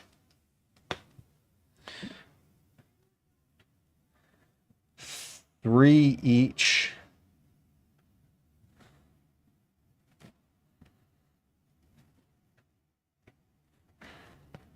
Now, I'm not going to measure these weight-wise. And no, I will not let it bother me.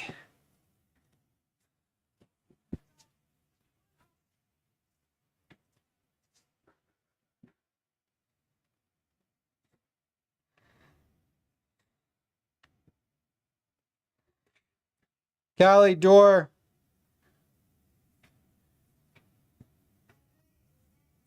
Yes, if you want to answer it, I'm just letting you know. I'm not pressuring you to do that. I know that you're upstairs on your iPad, but there are our neighbor children are outside playing in the street, if that is of interest to you. Okay, so transfer the dough back to floured work surface. Cut it like pizza. Roll each piece into a ball. Toss them back in your mixing bowl with the remaining flour. Okay. So we're going to roll these essentially back into a ball. Now, well, these are not exactly sticky, so we're going to kind of roll these into like as much of a ball as I can.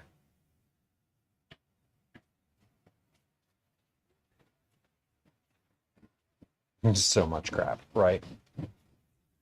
High grade, whoa, that one got out of the hand. High grade monofloral honey, meaning like one, I'm assuming that means it comes from like one type of plant, like the bees that make it were from one specific thing. Like lavender honey is like just lavender, right? Higher the number, the more shockingly expensive. Interesting.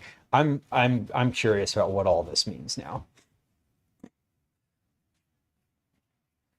Okay, so if I give a little bit of pressure to this, they do come together in more of a ball. So they do sort of like form into a ball. And also, if I kind of roll them on the sticky side, I feel like this is a much better situation. Hey, Lemon, welcome in. A recipe reborn, friend of the stream.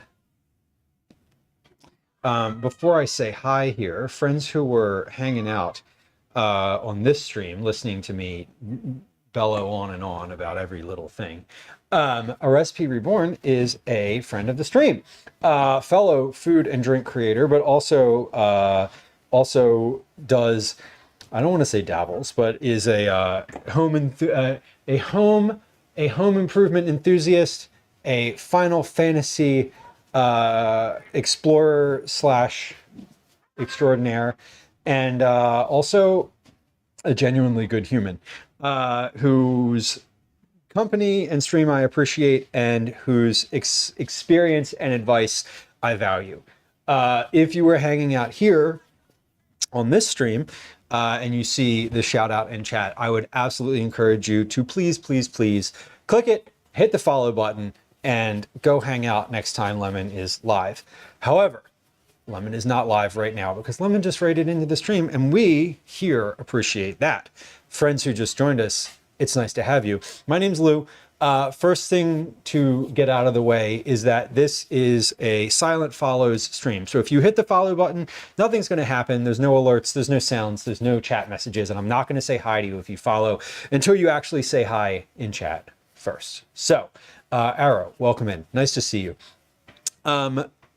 We are doing some trip prep today. So, as I mentioned, my name's Lou. I'm a recipe developer. We do a lot of food and drink, mainly food on stream. I'm a home cook. I'm a parent. I live in Philadelphia. My pronouns are he, they. I'm really happy to have y'all here.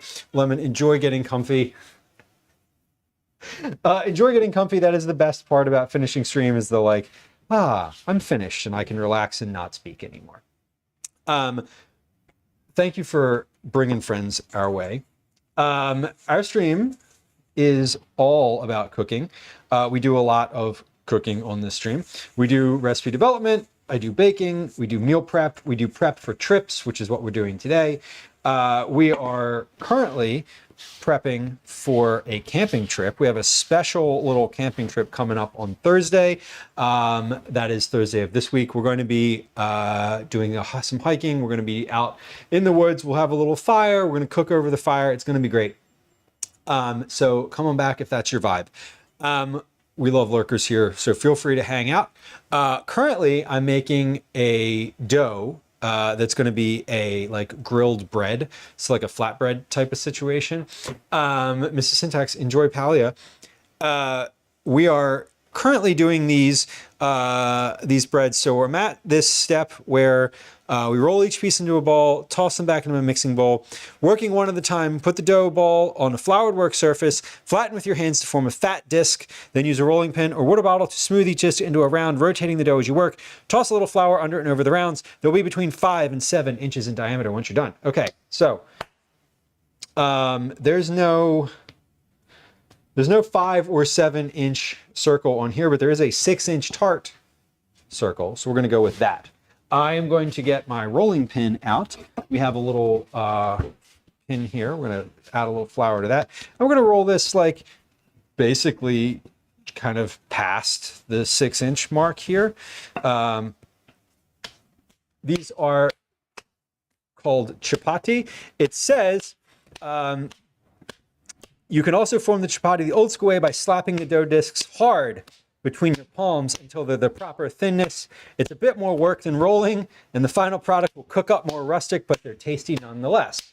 Now, I'm gonna roll these because I kind of want to, because just that little bit there was sort of exhausting, if I'm being honest, and it's warm in my kitchen. Why do I still have the oven on? Sorry, intrusive thought. I was going to make cookies. I was going to bake some cookies, and then I didn't. And now, and I'm like, my oven is still on. That's why it's warm in here. Great.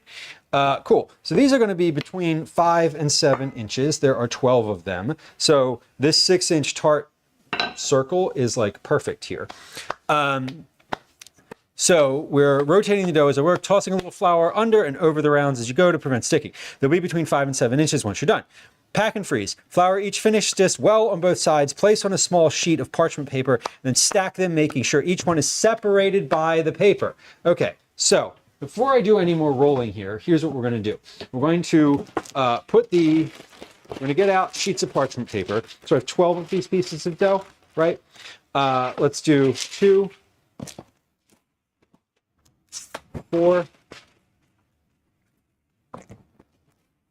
6, 8,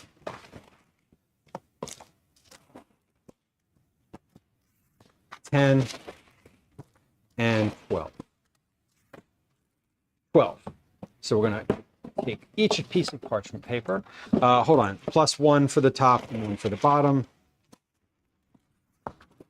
14. Take our scissors. Cut all of these in half. They're all the same width because they rolled off the thing the same. No, they're all whatever. They're all one on one side of them. They're all even. So we're going to cut these in half. Great. Whoop. Let's not put those in the flour. Whatever. Or let's just not. Better statement. Let's not leave those in the flour. Okay. So we're going to pop these on a sheet pan. And I'm actually just going to put them in here because this is round and that's fine. We're going to put a little bit of flour in my bowl here so I don't dip my hands in the bag. And we're going to flour these well on side 1 and side 2. That's 1. 11 to go. So we have these. We're prepping for a camping trip. So we're going camping. I've already done a bunch on stream today. So let me catch you up on what we've actually accomplished so far.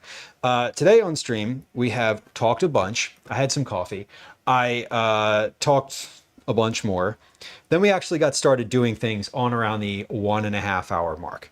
After that, we worked on a lamb kebab recipe. So I fully made the spices.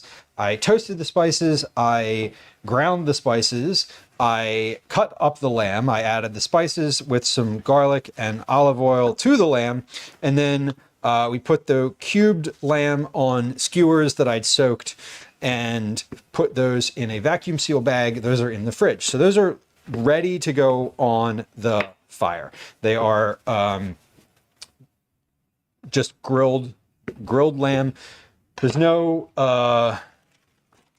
like vegetables or anything else on those skewers. It's literally just lamb.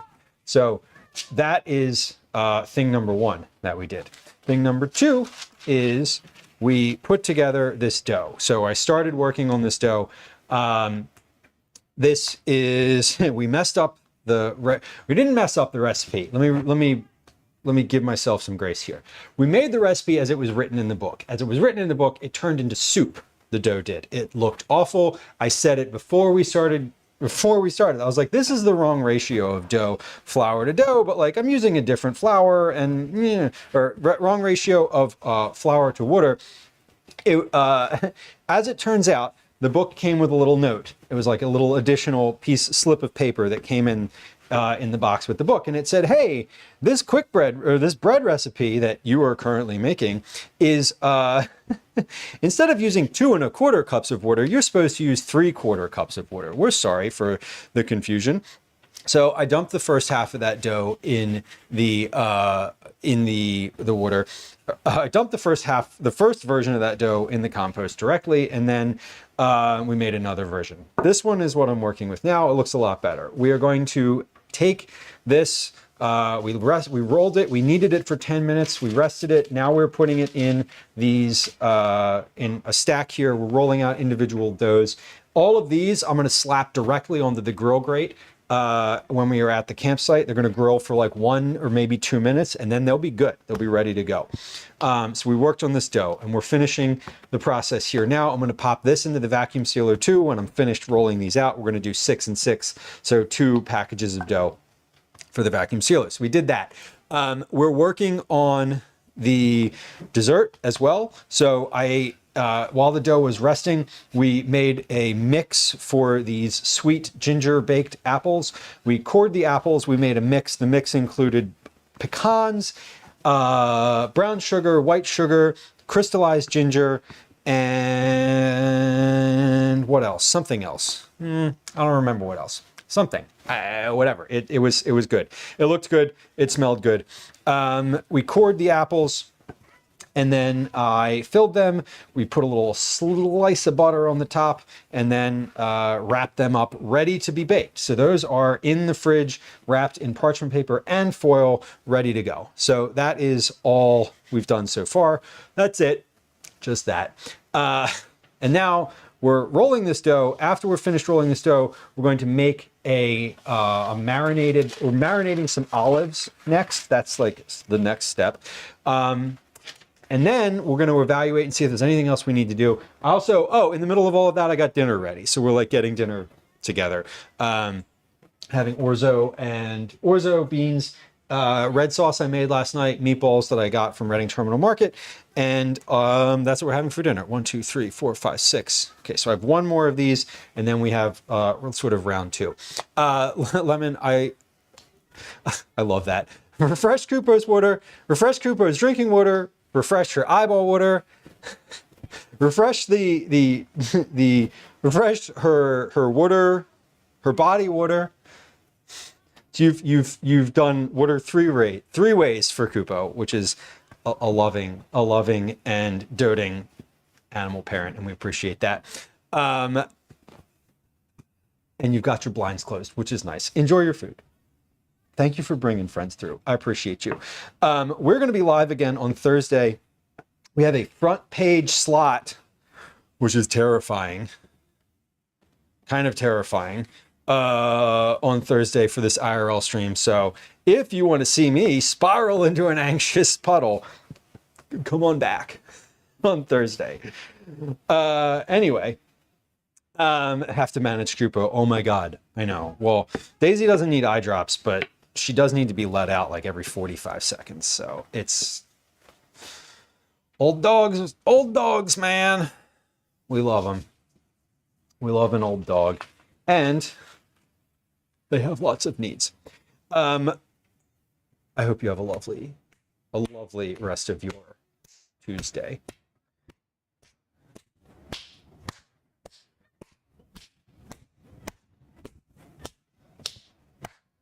This feels very aggressive, but I'm not into that. Mainly, I'm not into the pressure that it's putting on my palms and hands because they're not used to it. They're delicate. I'm delicate. Not really. Just, it's a lot, and I'm getting through them a lot quicker with the rolling pin, honestly. Okay, but we're working on this. I'm doing these to about 6 inches or so. It said between 5 and 7, so like. I have a 6-inch circle here, and like that's been good enough for me. So we're doing that. This will be the 6th of 12, so we're halfway through these. Now this is going to be, yeah, that's going to be stack 1. So this is basically like, we're going to vacuum seal these. But let me put those there. So we have, hold on, how many pieces of parchment did I use? 1, 2, 3, 4, 5, 6, 7. How many do I have left? 1, 2, 3, 4, 5, 6, 7. Okay, good. I do. I have enough. It's like top and bottom. I felt like I had enough, but like I don't want to get to the end here and not have enough parchment to like do the last piece and then have to go cut parchment to finish this off. That would be annoying. I think starting these with the slapping method is good because it's a little bit cathartic, and also they stick less than when I do it on the cutting, or on the not cutting board, whatever this thing is, the board, this thing, the silicone pastry mat. Friends who were joined us, if you are new to the stream, I want to encourage you to hit the follow button. Follows are silent. We have no alerts or sounds. There's no notice when you hit the follow button. You just follow, and then you're following. There's no I'm not going to say hi to you or call you out. Follows are completely silent. So if you are like me and just enjoy lurking, please know that you will be able to continue your lurk in full anonymity. And if you want attention, you can use the chat, and that's what it's for. Otherwise, I'm going to keep talking. So welcome. This is how it is around here. So I am flouring these things. These feel great. The actual like textural, textural, the texture of these, the tactile feeling of these is quite nice. There's a, it's almost like, it's like pizza dough, just not stretchy. Like it has a very smooth, it's, it's not like pizza dough, because pizza dough is very stretchy and sort of falls apart and gets, changes texture when it gets warm. This is more like a pasta dough, it feels like, but it's less thick. A little bit drier than like a naan. I've made naan before, and this is not quite the same. So an interesting and good texture. I'm really looking forward to these, sort of the final version of what this ends up being, because they are, they seem very easy in the sense that like there's not a ton of ingredients, and the actual like time to put these together. This is the most time intensive part of this, is the shaping of these. And this is why I like to prep for camping. Now, this book that I'm using called Cook It Wild is designed, or written rather, with camping in mind. It's for cooking in the wild. You probably guessed that from the title. But all the recipes in here are structured such that they have two parts to them. They have an at-home part, and then they have a campsite part. So it is really up my alley in terms of how I like to consider cooking for outdoors. Like, I love eating well when we're out, when we're camping. I don't have anything against like, instant ramen or hot dogs specifically. And in fact, hot dogs are usually the thing that we have like the first night after arriving. But I love actual food, and sort of, I enjoy cooking. You'll be surprised to know this. And that was sarcasm. I enjoy cooking, and I enjoy the sort of like cooking in the woods challenge. Now, the last time we did trip prep, which was last week for a camping trip this past weekend, I was prepping for a big group, which is a very different sort of mindset and process than what I'm sort of doing now. Although what I'm doing now, this probably takes less time than doing all those breakfast wraps. But again, this is only one element of a meal. But, you could scale this up. If I had 10 people, I would probably, I would at least triple this recipe and give each person like 3 pieces of bread. Because this recipe makes 12 breads. Actually, that would be 36 if I had Anyway, math. Fuck it, we're not doing that. But like the kebabs would certainly work. You could prep all those ahead of time. The salad, you would just need to scale up. So like this meal would work also for a large group. But I love the prepping ahead of time. Twinderella says, I love campfire food for the smokiness. Oh, yeah. Yeah. Like the fact that you're cooking it over a real fire is very different than just popping it in your oven. Like I could do these on, you could probably do these on like the grill at home. I'm sure that would work just as well. And it's definitely a meal that you could do at home. But like, I'm working my way through this book. It's been I've done 3 recipes from here so far. Doing 3 new ones plus 1 that I've already done for this trip. And so we're working through it. There's a bunch in here that I like. I think for the next trip that I do, the next trip is going to be with Calvin, and that's going to be a long weekend scenario. So like I think 4 nights is the next one, which we'll be prepping for next week. So we're going to be doing a bunch of trip prep again. We're into the end of my camping season, by the way. Camping season for me kind of ends at the end of June. So I've got another trip with Calvin. I have another trip with some friends of mine, like a guys trip. And then I think that's it. So I think I got after we go, y'all, chat and me, after we go, we have 2 more trips to prep for. So, cooked over the fire pit. That's fun. Do they, those solo stoves that they have, the ones that are like the circles that like, clean burning, no smoke, blah, blah, blah, which like, come on, it's part of the fun. But I get it. Can you cook on those? Is that even a thing? I feel like I haven't looked into them enough, but like, if you could cook on those, I might consider one because we don't have a lot of space, but like, I have a small patio. I would do that like a fucking hibachi in front of my house. Although, I could just get a small grill and put that in front of my house and just like grill out while the neighbors walk by, which could be fun too. All right, last one in.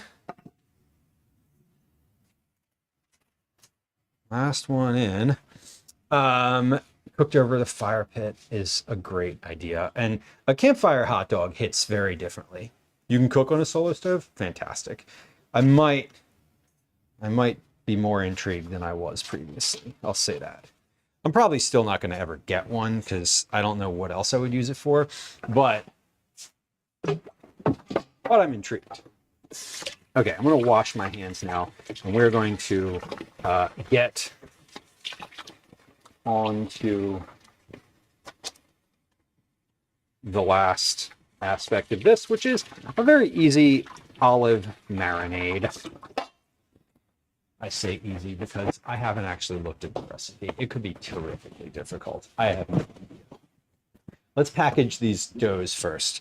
What does it say about the doughs? Pack. Flour each finished disc. Place a small sheet of parchment between them. Stack them. Wrap the stack tightly with aluminum foil. Pack in a resealable bag or airtight container and freeze. Let's not put these in the vacuum sealer because I feel like that will make them stick together too much. Let's follow the directions that the recipe says and wrap them with aluminum foil and put them in a bag. Because I think that is probably the better move here than dump it. That is probably following the directions here feels like a better idea than deciding to do things a little differently and then having them get sticky and stuck together, and then I'll be very disappointed. Okay, so we're going to wrap the sack tightly with aluminum foil. Okay, tightly it is. So let's wrap.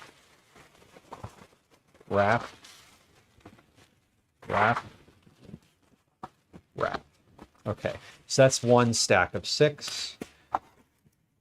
And another stack of 6.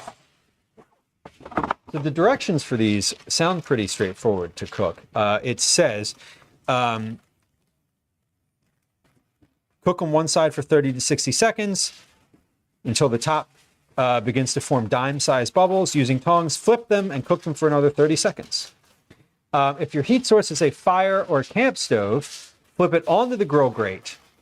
It should inflate almost immediately into a ball. Let it blister lightly 10 to 20 seconds, turning as needed for even cooking. Sounds right. Sounds about right. Ah, Tunderella. That is... See, I would love to have a fire pit, just in general, because like a campfire, like having flour all over my frontage, having like a campfire specifically is such a it's such a unique and lovely like thing that is very hard to have in the city and replicate. And I get that like the solo stoves are one of the things that people try to do, but like I don't know. I don't know. I'm sort of I feel like if I had one of those solo stoves, and I'm not trying to say anything about the folks that have them. I'm speaking for me personally. I would feel a bit cheated out of the campfire experience. I've seen them before, like out in the world, and they're always like slightly disappointing.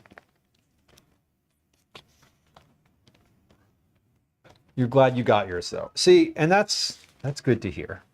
I feel like myself, I would be like, oh, I don't know. But I also would use it. If I had one, I use it.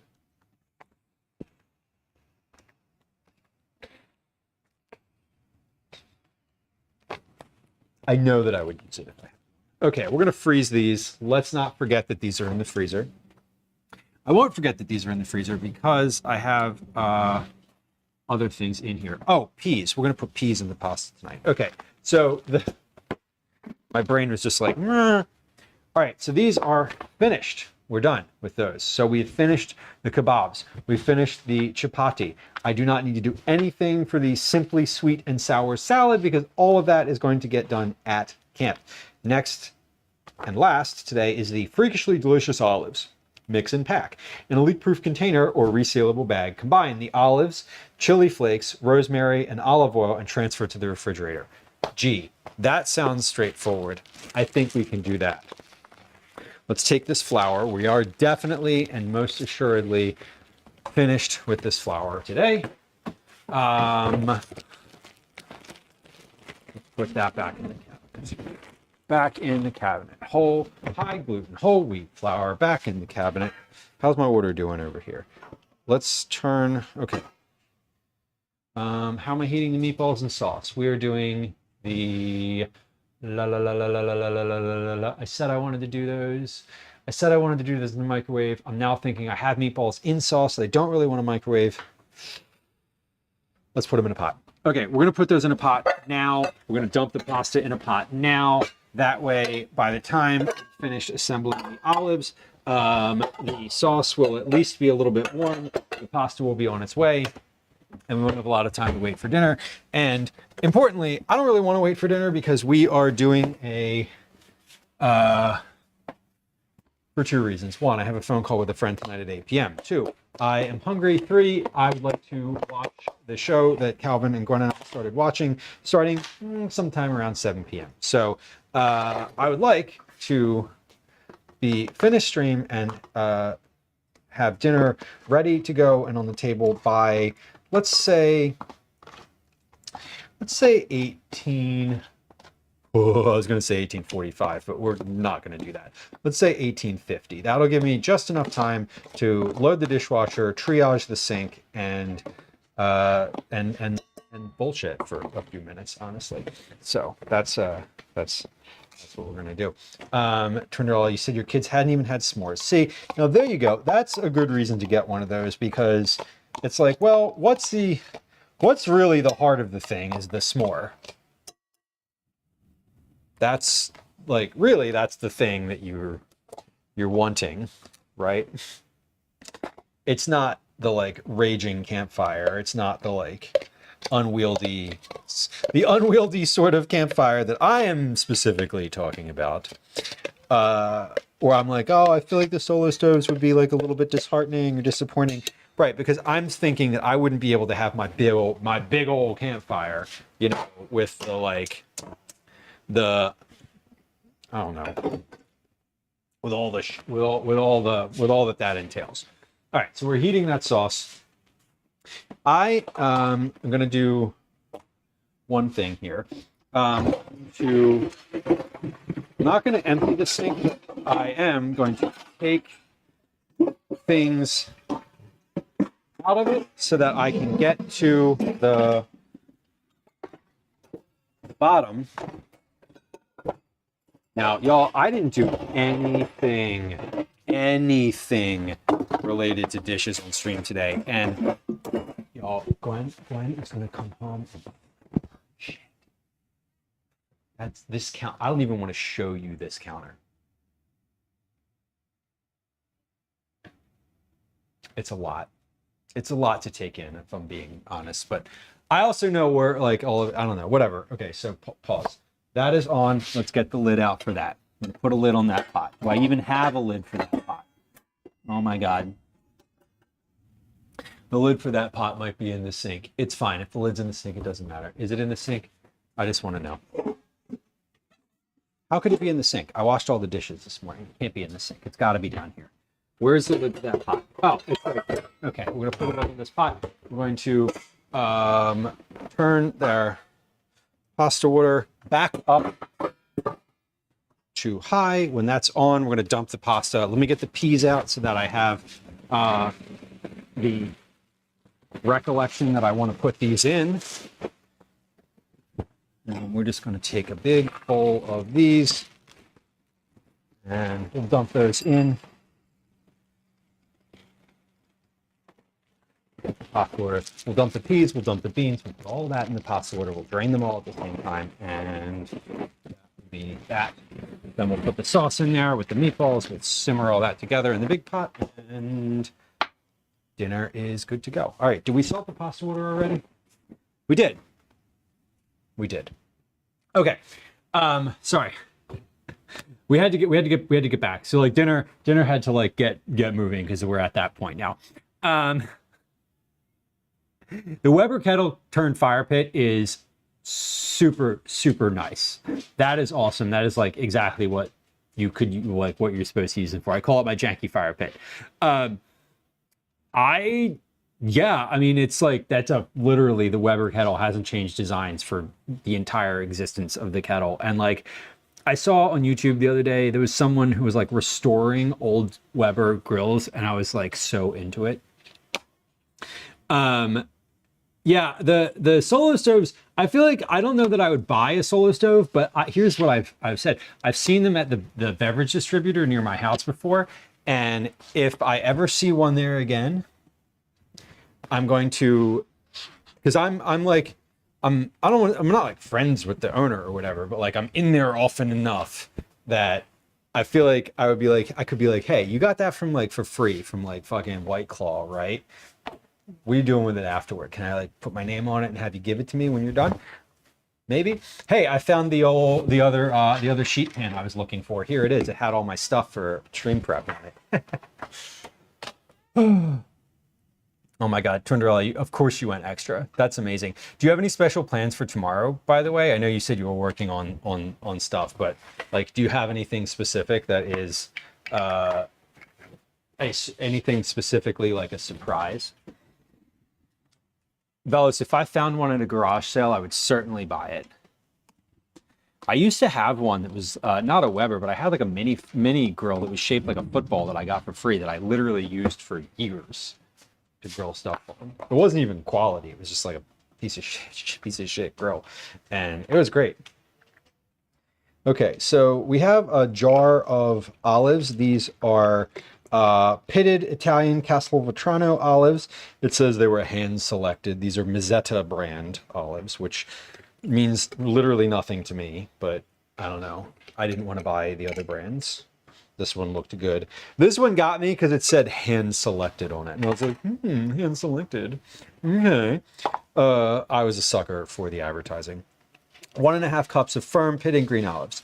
These are not pitting green olives. They are green. They're not, there's no pits. A teaspoon of chili flakes, a sprig of rosemary, and 1/2 cup of extra virgin olive oil. Okay. 1/2 cup of olive oil. Sheesh. Made with care, made to share, it says inside the lid. Okay. Love that for me. I am not sharing these with anyone. I'm eating them all by myself. Sorry. 1/2 cup of olive oil feels like a thing that I don't actually need to measure, right? Do I need to measure that? I didn't measure the olives, so no, we're not going to measure. We're going to put, that's probably 1/4 cup. That is probably about 1/2 cup. Good. And here's what's going to happen. I'm going to heat these olives over the fire. They're going to be delicious. I'm going to eat them, and then we're going to save the oil anyway. So like, it really doesn't matter if I use a little extra oil to that end. Plug it. All right. There we go. All right. So this says a teaspoon of chili flakes, a sprig of rosemary, and olive oil. When we get to the campsite, it asks for an orange. Let's drop this orzo in. Orzo is going to take about 9 minutes to al dente, it says. So we're going to start my timer, drop my pasta in for dinner. I'm going to give that a little stir. That's a big spoon. We want the medium spoon. There's the medium spoon. Okay, we're going to give that a little stir. We're going to put this bowl over. No, we're not going to put that in the sink. Let's not put that in the sink. I want to start my timer. Timer started. Let's set a timer for 7 minutes. At 7 minutes, we're going to drop the beans and the peas in. Put this in the sink. We're going to take our glass that was already on the dish pan, and reminder to save my pasta water. Okay. It says about a teaspoon of chili flakes. Again, we're using Aleppo pepper because I don't really have chili flakes, but that's fine. I don't have rosemary either. It says a sprig of rosemary, so we're going to do a little bit of dried rosemary. And that's okay, but I'm going to take a bit of thyme and put that in here too, because we have like some fresh, a little fresh, and then a little bit of dried. That rosemary will be in there until Thursday, so it's going to soak up the oil, and that will be nice. That'll be nice. That'll be good. Once we're finished eating these olives, I will take the oil home again, we'll strain it, and then it'll be thing to use in cooking, I think. So Trinidad said we're having fellows. That's really funny about your neighbor though. Do you think your neighbor has buyer's remorse? I hope not. Maybe they do. Special breakfast bacon, hash browns, French toast, presents. Sure, they'll want to spend a good part of the day playing with the new stuff. Oh, nice. Okay. I don't know if they're I don't know if they're within earshot, so I don't want to like, I'm assuming they're not, but in case they are, I'm sort of not reading out loud.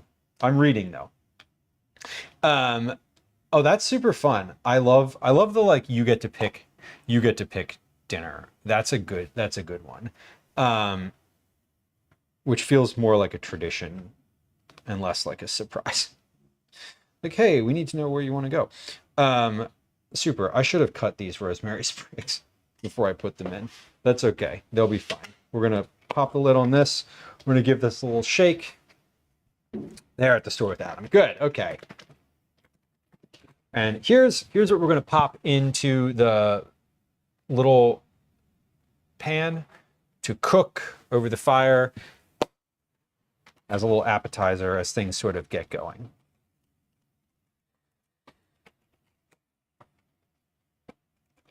That sounds really fun. It sounds like you went all out. Sounds like they're going to have a good one. I hope tomorrow is... Tomorrow? Wait, did you say tomorrow or Thursday? I think you said tomorrow. I hope it goes well. I hope there's no hiccups. One gets breakfast and one gets dinner. And lunch, you're on your own. You're on your own for lunch. That's great. Sheesh. Well, tomorrow. Okay, cool. I'm gonna be exhausted. It is, I'm sure, difficult to like make that, maybe not difficult, but you do have to think about like, oh, these are two different human beings. They really need to be treated like such, which is fair. Calvin has some friends that are, he has friends that are twins that are in his grade, a boy and a girl, and they are, it is interesting to see the differences between the two, and sort of how where they intersect and where they disconnect. And he's friends with both of them. They were in fact both camping with us this weekend. All right, we're working on this dinner here. We have a little sauce going on. Caretaker, enjoy the rest of your day. Hopefully we get to catch you on Thursday. If not, we'll see you next time. We'll be live next week too. We'll be live at some point next week. I don't know what the exact schedule is. Next week's a weird one because it's like school's closed on Tuesday, and then yeah, school's closed on Tuesday. And then we have a concert. Calvin's end of year band concert is Thursday. A lot going on. Big week next week. We are doing trip prep again next week, so we'll see. I hope you have a lovely rest of your day. Oh, the comment about the penny. The penny should be done by now. The penny is not looking necessarily done. It's still quite brown. I'm assuming if you scrub it. Sorry, this is me scrolling back in chat mentally, like an hour, like 20-30 minutes in chat. Okay, here's what we've done today. Let's see, we made the breads, we've packed them, we've made the olives. Not doing that. All right, we finished my checklist for today. Checklist is done. Let's finish dinner, and then we'll be out of here. We're almost finished today with all of our obligations. Not obligations. We're almost finished today with our stream stuff. Why do I have garlic on the counter? This was hiding behind something.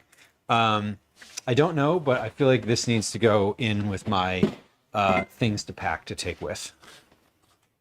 I don't know why that garlic was there. Mystery garlic, but there it is. Oh, I was looking for this. This goes to the flour that I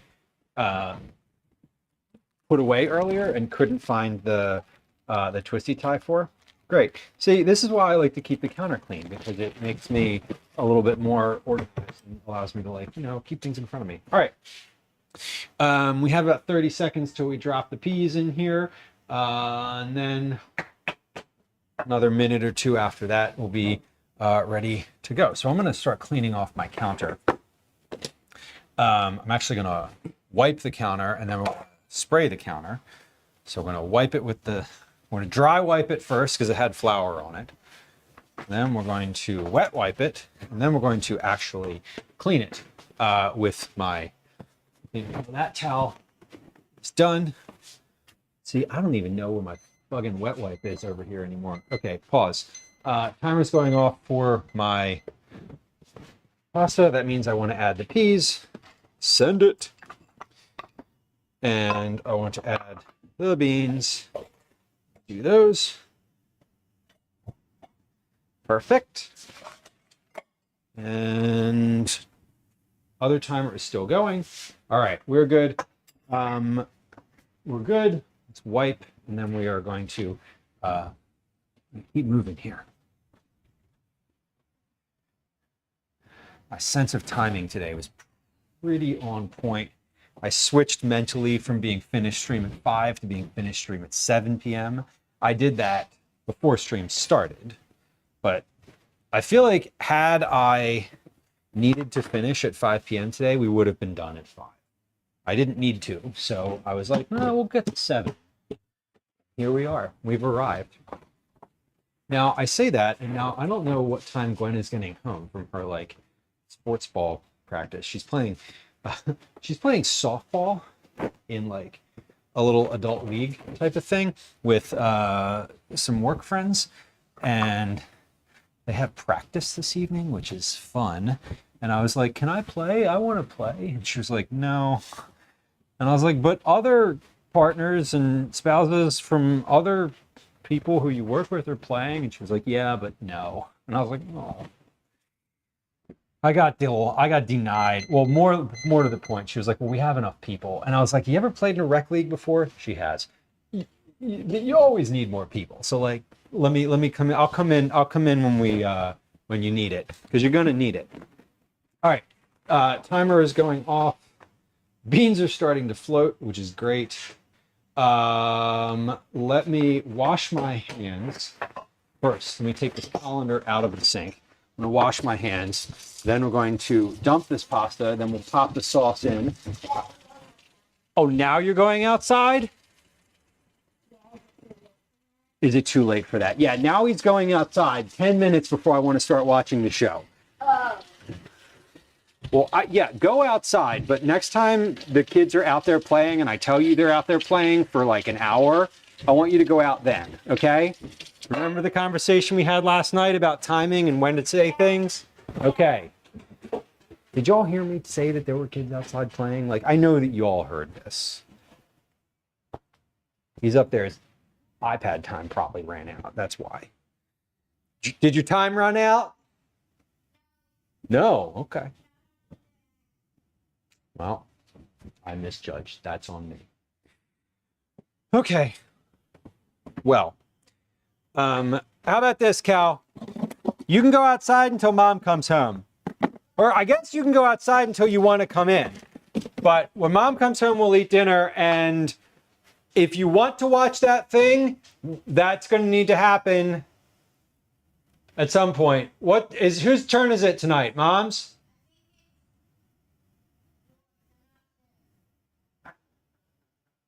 No, I was last night. All right, whatever. Bye. Yeah. Kids.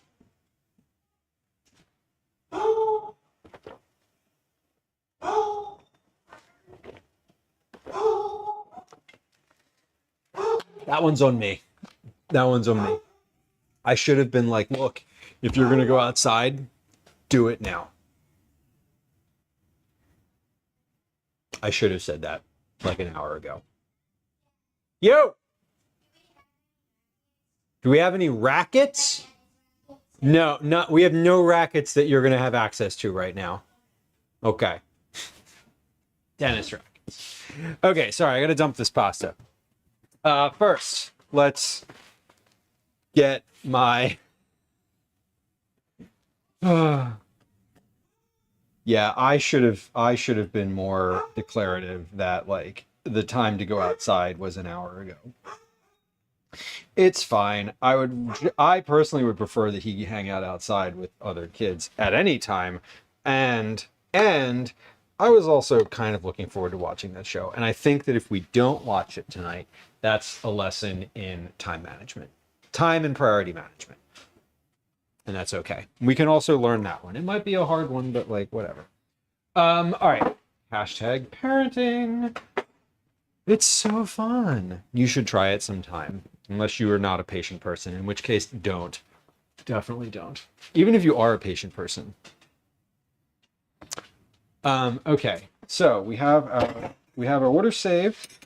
We have our orzo. Orzo is definitely cooked here because I left it sort of go for a little bit after the fact. We're going to drain this.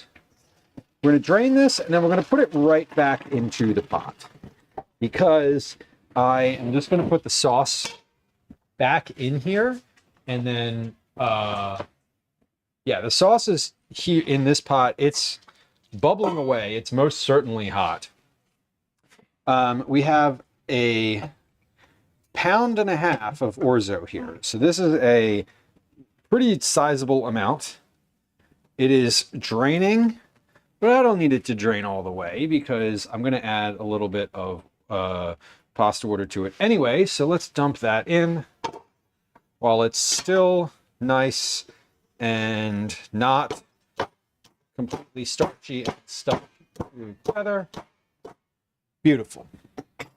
Okay, Moon Dies, hello. Welcome in. Happy Tuesday. Hope you're good. And if you're not good, I hope you have a plan. And if you don't have a plan, I'm happy that you're here regardless. Okay, that was a weird segue. Let's come on over to the stove here. We're gonna look at this pot. Here it is. This is the finished orzo with beans and peas in it. We're gonna take my sauce here. This is a big pot of orzo. We've got quite a bit going on here. I'm just gonna dump. Whoa, fuck, that was hot. Turn that burner off. I'm gonna dump this in. We're gonna scrape this pan, and then is this burner off? Yeah, all my burners are off. We're gonna mix all of this in together, and then this is gonna be dinner tonight. Meatball subs yesterday, pasta sauce tonight. Anyway, not getting it is indeed orzo. It's looking real good. This is kind of like a soupy consistency at the moment. So maybe we're going to turn this on and kind of let this bubble and simmer a little bit on its own. Everything in here is ripping hot though. So we've got orzo, peas, beans. These are butter beans, so they're not cannellini beans. They're limas. They're a little bit bigger. I'm going to add a little bit of pepper to this because I made the sauce last night for meatball subs. This was the leftover pizza sauce from our pizzas a couple weeks ago. This was, it was leftover pizza sauce. It was a can of, leftover pizza sauce, a can of tomato sauce, just like plain old tomato sauce. And also, what else did I put in here? The onions from the camping trip that didn't get used. So the onions that were the chopped up onion, I put those in here. I put, for the sauce specifically, I put chopped up red onion and garlic powder because I didn't feel like chopping up any garlic. Chopped up red onion and garlic powder, leftover pizza sauce, and a can, a 28-ounce can of tomato, just regular like tomato puree. And that's what was in here. I got the meatballs at Reading Terminal yesterday, but this was all sort of kind of an ad hoc sauce with a bunch of stuff. So hopefully it goes well with this orzo tonight. And I think I've got the heat on here. I'm just stirring and stirring. This is already starting to look a little thick. So if I know anything about orzo, and I do, it's going to sit and absorb a bunch of this. It's going to sit and absorb a ton of that sauce as it sits. So the longer this sits, the less sauce there will be, and that's fine. What we're going to do though is put a lid on it,